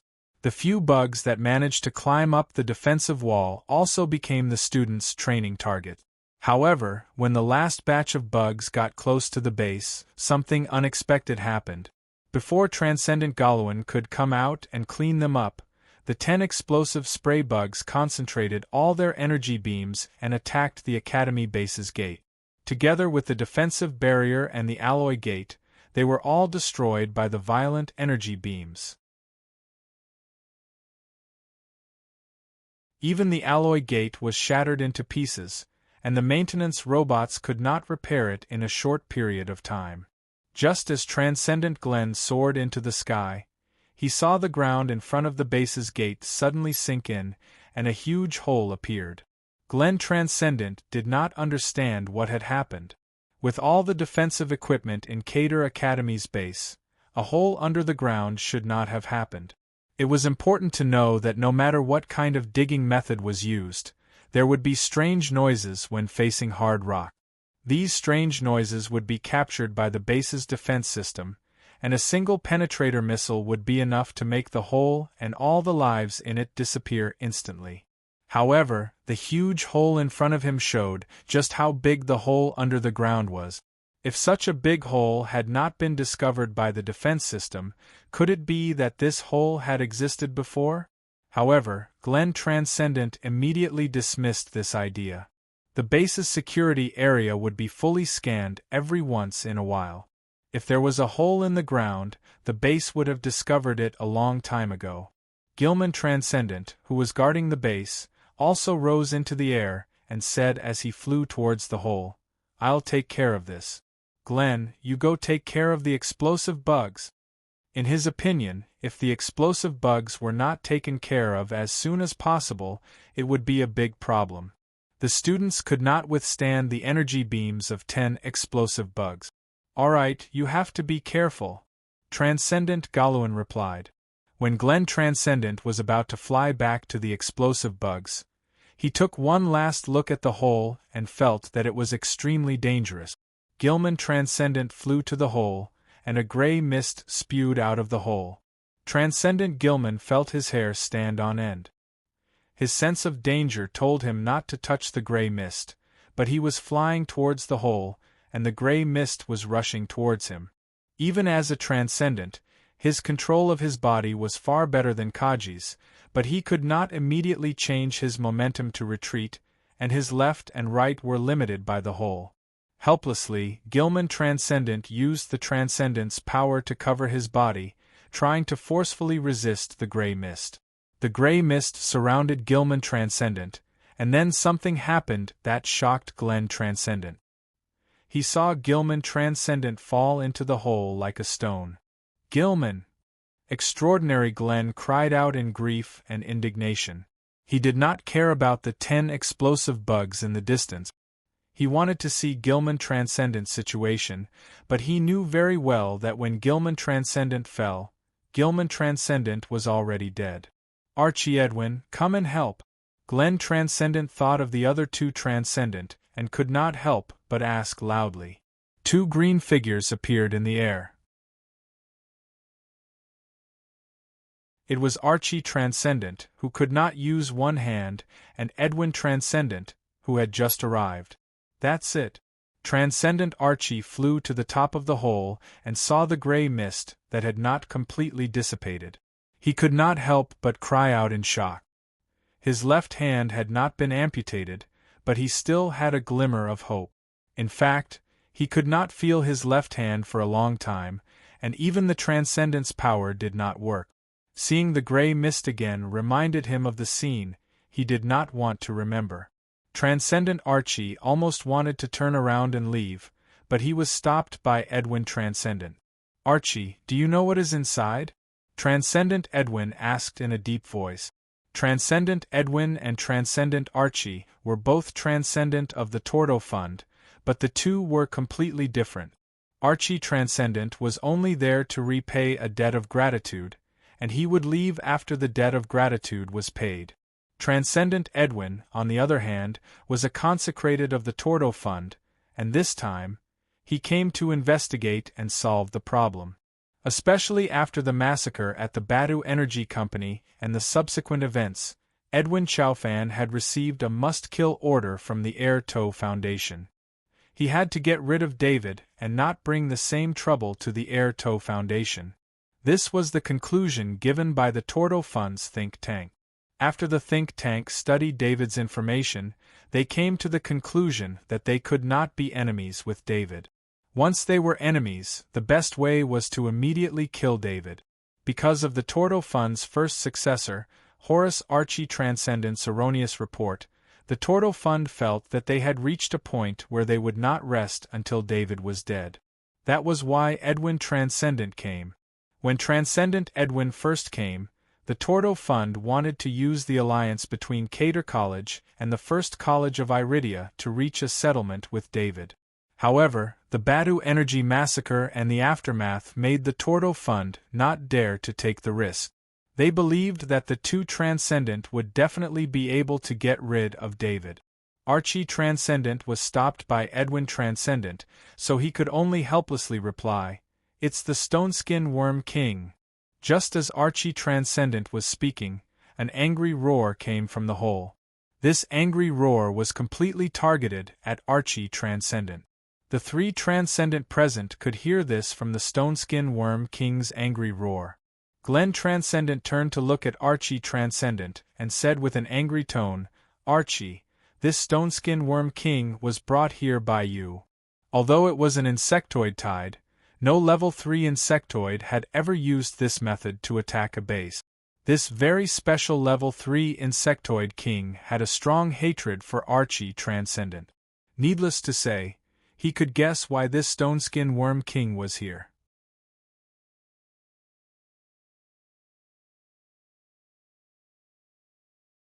Chapter 372. Archie wanted to argue, but he also heard the angry roar of the stone-skinned worm king. He understood the meaning of the roar very well. Transcendent Archie didn't understand why the stone-skinned worm king was chasing him all the way to the academy base. After all, he was the victim. He was surrounded by the stone-skinned worms for no reason. He was injured and ran away. Even Harasu, who was under his protection, sacrificed himself to escape. Archie, Transcendent Archie, couldn't use his left arm at all. He could be amputated at any time. Under such circumstances, the stone-skinned worm king still wouldn't let him go. As a matter of fact, this insect wave was caused by the stone-skinned worm king. As a rank 3 arachnid and the king of the arachnids, the status of the stone-skinned worm king was even higher than a normal rank 3 arachnid. Plus, the stone-skinned worm king had a terrifying mutation ability. This made it a very powerful leader among the arachnids in this area. In the past, due to the presence of its natural enemy, the king of the iron-winged bat-bugs, the king of the stone-skinned worms was still somewhat restricted. Now, without the king of the iron-winged bat-bugs, the king of the stone-skinned worms had absolute leadership in this area. Under such circumstances, the stone-skinned worm king started an insect wave that only rank 3 arachnids and above could do under many restrictions. It was all to find its treasure, the incubating crystal.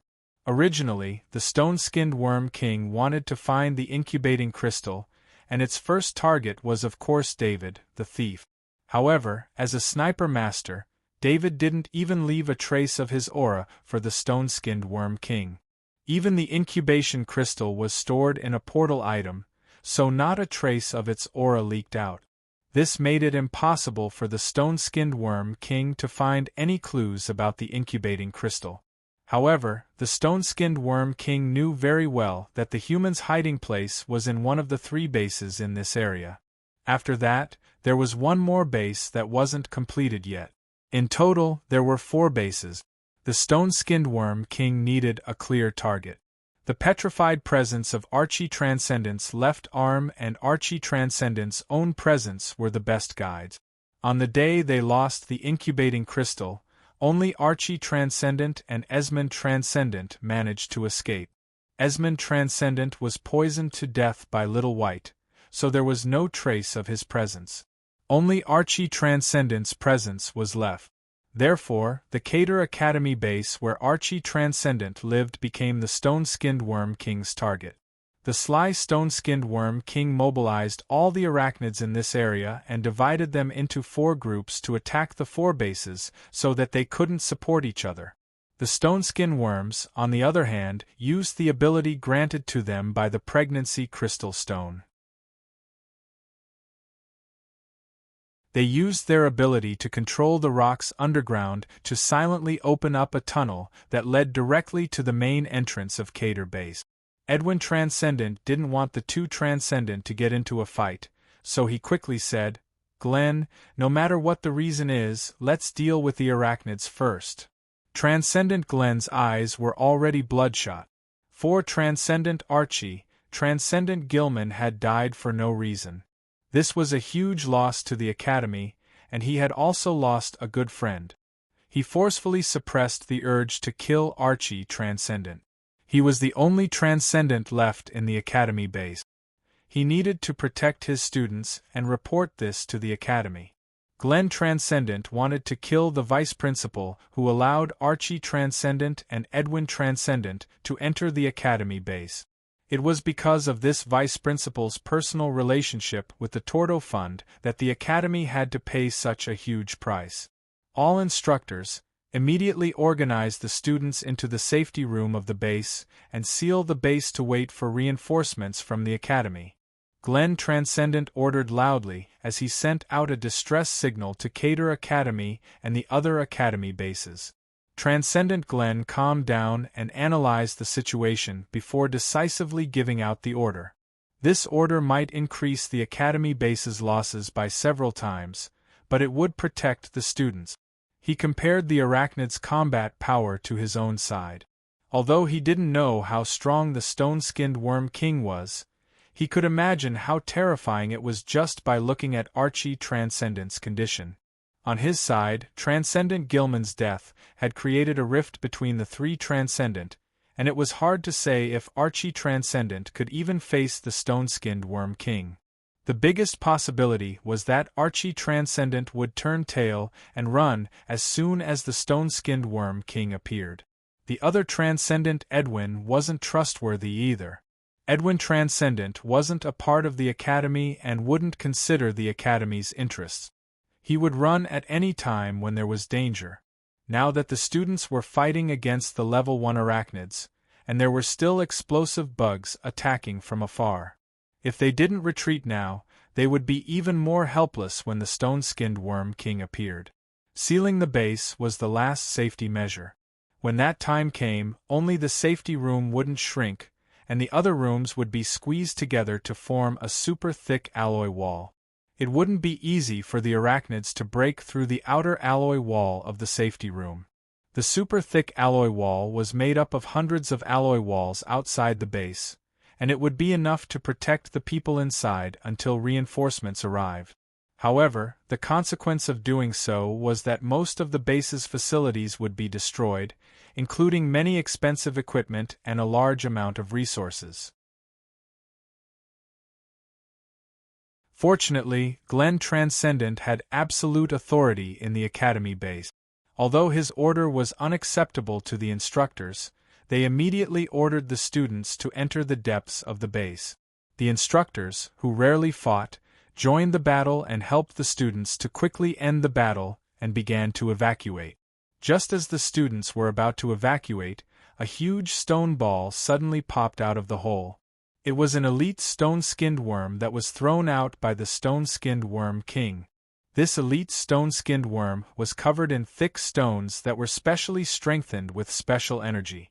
Glenn Transcendent reacted quickly and smashed the Grade 3 Warhammer in his hand heavily on the stone ball. With a loud bang, cracks appeared on the surface of the stone ball.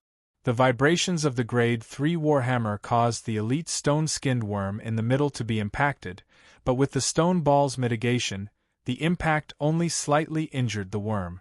With the recovery ability of the elite stone-skinned worm, this minor injury could be quickly healed. Just as Glenn Transcendent was about to continue attacking, the cracks on the stone ball's surface instantly covered every inch of the stone ball's surface. Glenn Transcendent felt the surge of energy and instinctively used his Grade 3 Warhammer to block in front of him. He curled up his body and tried to reduce the area of the attack as much as possible. The stones on the elite stone-skinned worm's body were guided by the special energy and shot out in all directions. The incubator stone caused the stone-skinned worms to mutate, and this elite stone-skinned worm had an extremely strong innate ability to defend against stones. Now that it was fully activated, the stone's attack power was close to that of a Transcendent's normal attack. One had to know that there were countless stones, and each of them had a terrifying attack power. The three Transcendent in the sky used their own methods to defend against the stones, but there were still dozens of students and 2 instructors who were unable to evacuate in time. They were still exposed to the stone's attack range. These students and instructors had almost no ability to resist, and the exoskeleton armor on their bodies couldn't provide them with much defense. In just a short second, the students' screams and the instructors' roars finally disappeared. When the stone's attack range ended, not a single student or instructor could survive. Glenn Transcendent also saw this, but there was nothing he could do. This was the power of a quasi-Grade 3 mutated elite stone-skinned worm. Even he had to be careful. The elite stone-skinned worm that had lost the protection of the stones fell back into the hole. Then, a 15-meter-long stone-skinned worm rushed out of the hole. It was the stone-skinned Worm King. The stone-skinned Worm King rushed towards Archie Transcendent, not caring about the other 2 Transcendent at all. Archie Transcendent didn't even hesitate. He immediately turned around and ran, which was exactly what Glenn Transcendent expected. Archie Transcendent didn't run away from the base. Instead, he wanted to rush into the base. He knew that the base was being sealed. As long as he entered the safe room, he wouldn't have to worry about the stone-skinned Worm King's attack. Just as he was about to reach the exit where the students were retreating, a rank 3 war hammer flew towards him. Archie instinctively stopped and dodged the rank 3 war hammer's attack. After this delay, the exit was sealed, and the entire base was filled with the sound of all sorts of things being crushed. Transcendent Galuan's figure flashed as he retrieved his rank 3 warhammer. Just a moment ago, he had thrown his weapon out to block Transcendent Archie's path. Glenn Transcendent was very worried. If Archie Transcendent entered the safe room, the stone-skinned Worm King would very likely go crazy and destroy the sealed base.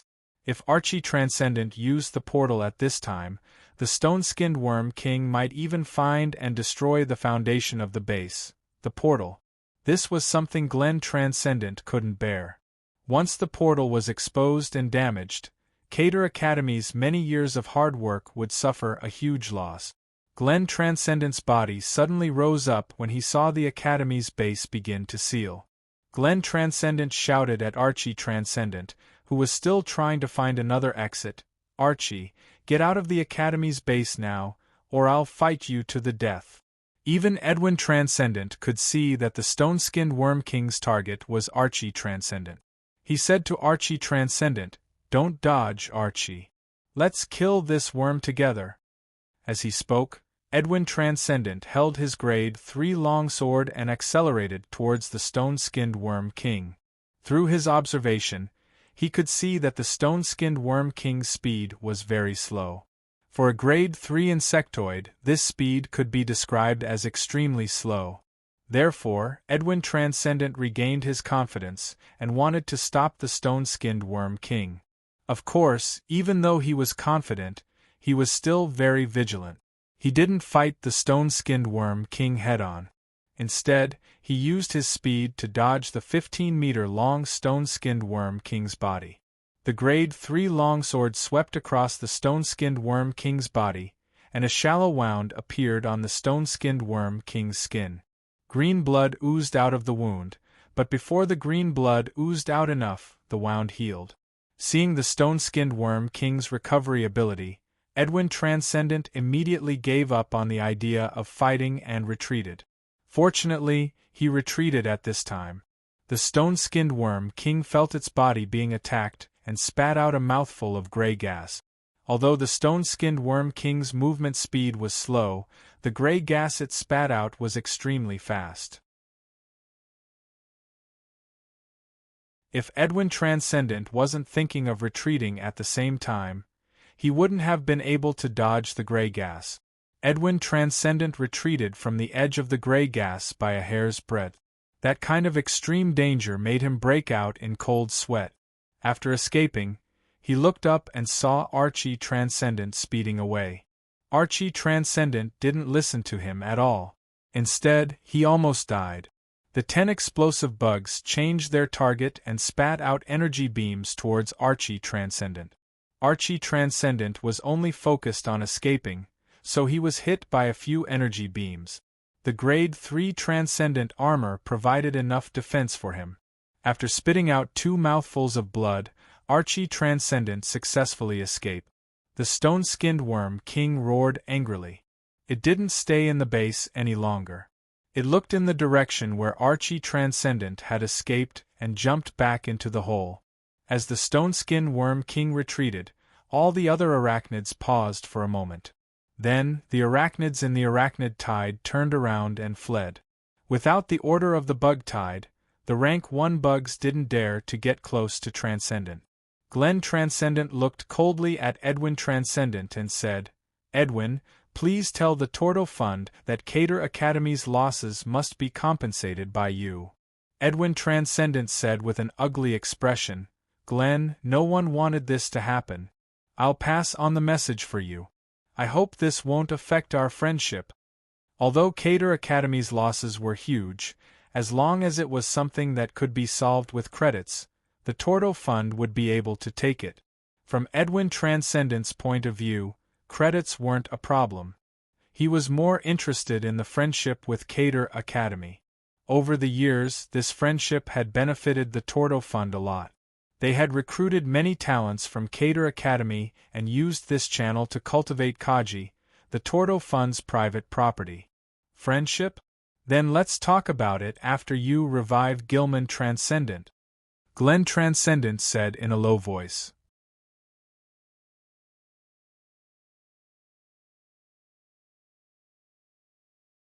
Chapter 373. Dunbar, please stay at the base. David and I will meet up with the principal. Something big has happened at the Cater Academy base, Kenny Transcendent said in a deep voice in the comms channel. He had just received news from the Cater Academy base that the base had been sealed off. At the same time, he had also received news of the death of Transcendent Gilman. Whether it was the death of Transcendent or the base being sealed off, it was definitely a big deal. It just so happened that the Slaw Combat Academy base was safe, so Lek Transcendent had some time to spare.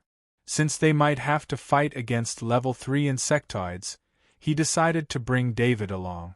All the students in the first college of Iridia base were busy at the moment. A large number of insectoid corpses needed to be collected. Although these corpses would not be counted into points, every student's battle performance would be recorded by the college base's AI system. After the battle, there would be a corresponding point reward. When David and Kenny Transcendent flew away, all the students looked on enviously. They were both students, but David could move together with Kenny Transcendent. This was the difference in strength. Of course, these students could not be jealous. In the previous battle, David's 3 Gaussian cannons had killed almost all the level 2 insectoids that posed a threat to Kaji. In a battle of this scale, no students had died, and only a small number of students had been injured. This was unimaginable in the past. The death of students in a battle with insectoids was acceptable to the college as long as the number of casualties was not high. Without experiencing life and death battles, the students would not be able to grow. This was also the reason why, even though there were 2 Transcendents and enough Grade 1 heavy machine gun ammunition, the students still had to take the risk and engage in close combat with the Zergs. Transcendent Kenny, will I be in trouble when I go to Cater Academy? David asked as he flew beside Kenny Transcendent. David had once investigated Transcendent Archie through the Academy's intelligence department, so the few Transcendents in the Academy all had their own guesses about the conflict between him and Transcendent Archie. There won't be a problem. The principal is here this time. No matter what problems you have with Archie, they won't dare to do anything. Transcendent Kenny laughed confidently. I'm overthinking it, David said with a smile when he thought of how powerful Lek Transcendent was. Actually, you can tell the principal about your conflict with Archie, and let him help you solve it, Transcendent Kenny suggested. I don't have a conflict with Transcendent Archie. I haven't even spoken to him, David said with a bitter smile.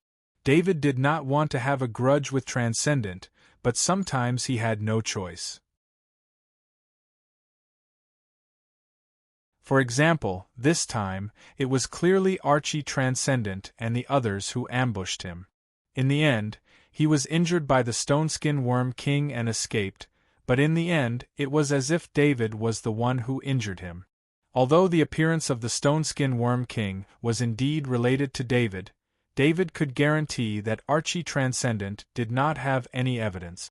Unfortunately, Archie Transcendent did not need any evidence.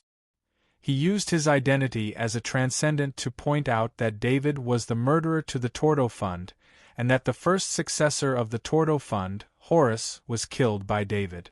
On one side was a Kaji, and on the other side was a Transcendent that was close to him. Of course, the Tordo Fund would listen to Archie Transcendent. Let's talk about it when we meet. Transcendent Kenny heard David's words and felt that it was a little troublesome. The two of them flew about 500 kilometers and met up with Lek Transcendent. When the three of them arrived at the Cater Academy base, they saw that it had shrunk to a much smaller size. Transcendent Glenn and Edwin Transcendent hovered above the base. When David, Kenny Transcendent, and Lek arrived, Galton Transcendent from Volgo Academy also came to the rescue. Glenn, how did this happen? Transcendent Kenny and Transcendent Glenn were very familiar with each other. They could not help but frown when they saw the situation at the Academy base. I'll tell you the details later. On behalf of Cater Academy, I'd like to thank you all for coming to the rescue. Transcendent Glenn nodded sadly at Transcendent Kenny and thanked the others. Glenn, Gilman is dead? Transcendent Lek asked in a low voice. Transcendent Glenn looked at a body covered by a cloth on the ground and said in a low voice, Yes, I was just about to ask for your help. Do you need us to kill that level 3 Zerg? We have 5 Transcendent and a sniper master like David. Killing a level 3 Zerg shouldn't be a problem. Transcendent Kenny immediately said. Transcendent Glenn gritted his teeth and said, No, I don't hate the level 3 Zerg. Gilman wanted to die in a battle with the Zerg. I just hate that Gilman's death was too unjust. I request that we use the alliance agreement to kill Archie. Transcendent Glenn's words shocked everyone present. Edwin Transcendent next to him was so shocked that his jaw dropped. Transcendent Edwin had stayed behind to find an opportunity to ease his relationship with Transcendent Glenn and Cater Academy. He hadn't expected Transcendent Glenn to make such a request. The 3 academies had joined forces to kill Archie Transcendent. Even if Archie Transcendent was not injured, it would be difficult for him to escape on the Guardian planet. On the Guardian planet, as long as the 3 academies made a request, no organization on the Guardian planet would risk offending the 3 academies by helping Archie Transcendent leave the Guardian planet. Even if Archie Transcendent was lucky enough to find a spaceship to leave, the power of the entire Academy Alliance would be enough to make it impossible for Archie Transcendent to escape. The Transcendent from back then was a good example. Transcendent Edwin advised, Glenn, Archie doesn't know about the Stoneskin Worm King chasing after him. Let's make a decision after the investigation. Edwin said. Transcendent Glenn said coldly, Edwin, you can leave now. When David heard the name Stoneskin Worm King, he immediately understood that Archie Transcendent was in trouble. The Stoneskin Worm King must have come to find the location of the crystal. Archie Transcendent must have been targeted by the Stoneskin Worm King. Transcendent Lek ignored Transcendent Edwin and confirmed with Transcendent Glenn, Glenn, are you sure you want to kill Archie? Transcendent Glenn nodded heavily, Yes, I'm sure. Transcendent Lek was about to say something when he looked at the shrinking base and said, The portal has been activated. It should be the Transcendent from your academy. Mechanical noises came from the base. David saw the walls of the base expand outward. The whole base seemed to be filled with air as it kept expanding. The various buildings in the base were also recovering as they expanded. However, everything inside the buildings had been squashed and were no longer useful. David only needed to see the large amount of facilities that should have been outside the base to know how big of a loss Cater Academy had suffered this time. This wasn't just a small amount of facilities. The huge base had been modified countless times and had a large amount of equipment. Take the missile launchers, for example. Hundreds of missile launchers, plus all the missiles in the warehouse, were completely destroyed at this time. There were also enhanced scanning devices specially designed and manufactured for the base, as well as personal belongings in the students' residences. All of them were gone. It could be said that the entire Cater Academy base was an empty shell. Everything in the base had to be rebuilt. No one spoke at this time. Everyone knew that the base was recovering, which meant that the Transcendent from Cater Academy had teleported over. As the base fully recovered, a figure wearing green Transcendent armor rushed out of the base. His aura was so strong that it was almost the same as Transcendent Lek. The person flew into the air and roared when he saw Transcendent Glenn. Glenn, I handed the base to you. Is this how you protect it? Transcendent Glenn, who had always been strong, cried out with tears in his eyes when he saw the person who came. Principal, I've let down the Academy and the Gilman brothers. The person who came was Principal Jonah of Cater Academy. When he received the request for help, he was participating in an important event in the star field. When the base was facing the insect tide, Transcendent Jonah and the other Transcendent from the other academies should have been guarding the Academy. However, because there were as many as 4 Transcendent here, the Academy let down their guard. Transcendent Jonah received the news and rushed back to the Academy through the portal as fast as he could. As soon as he arrived, he saw that the Academy's base had been sealed off. This made Transcendent Jonah very angry. Explain to me clearly. How did Gilman die? How did you turn the Academy base into this? When Transcendent Jonah saw Transcendent Glenn lose his composure, the anger in his heart subsided a little, and he asked in a deep voice. This insect tide was caused by a mutated, stone-skinned worm king. Its target was Archie, but Archie didn't even have the heart to fight the stone-skinned worm king at the critical moment. The Academy base was ruined by Archie. Transcendent Galowan said what he was certain of. Glenn Transcendent's subjective opinion was involved in this, but Archie Transcendent's performance in the battle was also the main reason why Glenn Transcendent pushed all the blame to Archie Transcendent. If Archie Transcendent had teamed up with the other Transcendent to fight the Stone-Skin Worm King, Glenn Transcendent wouldn't have hated him so much. Transcendent Edwin wanted to defend himself, but when he saw Jonah Transcendent's aura increase, he immediately shut his mouth. If he dared to plead for Archie now, he might be slapped to death by Transcendent Jonah. Although all Transcendent were called Transcendent, there was still a huge gap between them. This had to do with talent, resources, and equipment. Transcendent Jonah suppressed his anger and said in a deep voice, "Let me see Gilman's body." Transcendent Glenn descended to the ground. The ground was cleaned up, and Gilman Transcendent's body was covered by a piece of cloth. He removed the cloth covering Transcendent Gilman Transcendent's body, revealing Gilman Transcendent's body underneath. Transcendent Jonah squatted down and gently tapped on Gilman Transcendent's transcendent armor. The armor immediately shrunk and detached itself from Gilman Transcendent's body. "Transcendent's armor isn't damaged," he said in a deep voice. Transcendent Jonah then began to inspect Gilman Transcendent's body. He realized that the body was so stiff that it didn't look like a normal body at all. Instead, it looked more like a rock.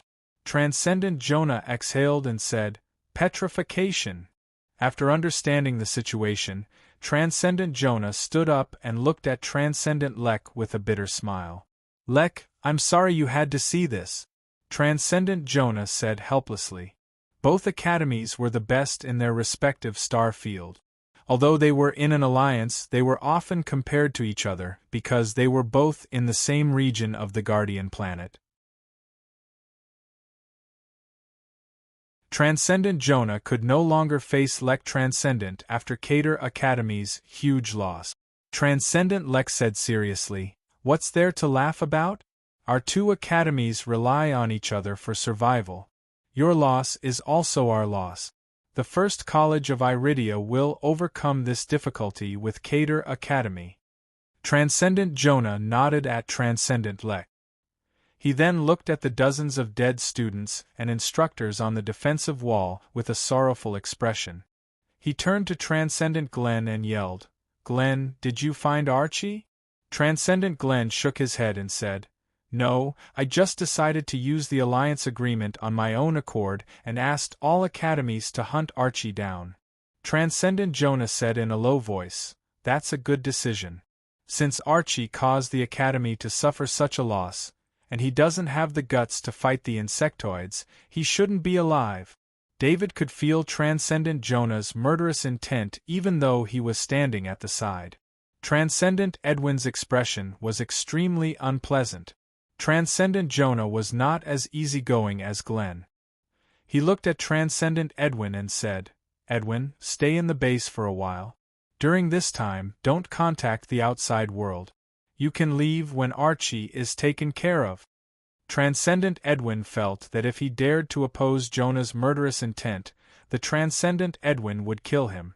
It was said that he would stay for a while, but if he could not contact the outside world, he would be imprisoned.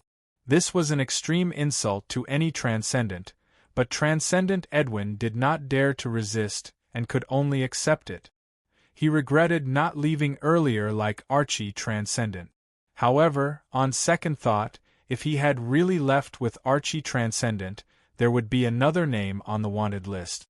Transcendent Edwin comforted himself. In the face of death, suffering some grievances was nothing. Why didn't this guy resist? David complained in his mind. After knowing Transcendent Edwin's name, David recognized him as the Transcendent sent by the Tordo Fund. It was also very likely that he was the Transcendent sent by the Tordo Fund to kill him. Therefore, after Jonah Transcendent said those words, David hoped that Edwin Transcendent would have some courage. That way, Jonah Transcendent would be able to help him solve this problem. Transcendent Jonah saw that Edwin Transcendent Edwin didn't say anything and continued, "Edwin, give me your dimensional bracer. I'll give it to you when you leave."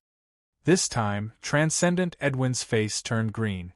The dimensional bracer was an extremely private item of the Transcendent. It contained weapons and equipment of the Transcendent, as well as some important items of the Transcendent. You're tuning in to the Phoenix Knights YouTube channel.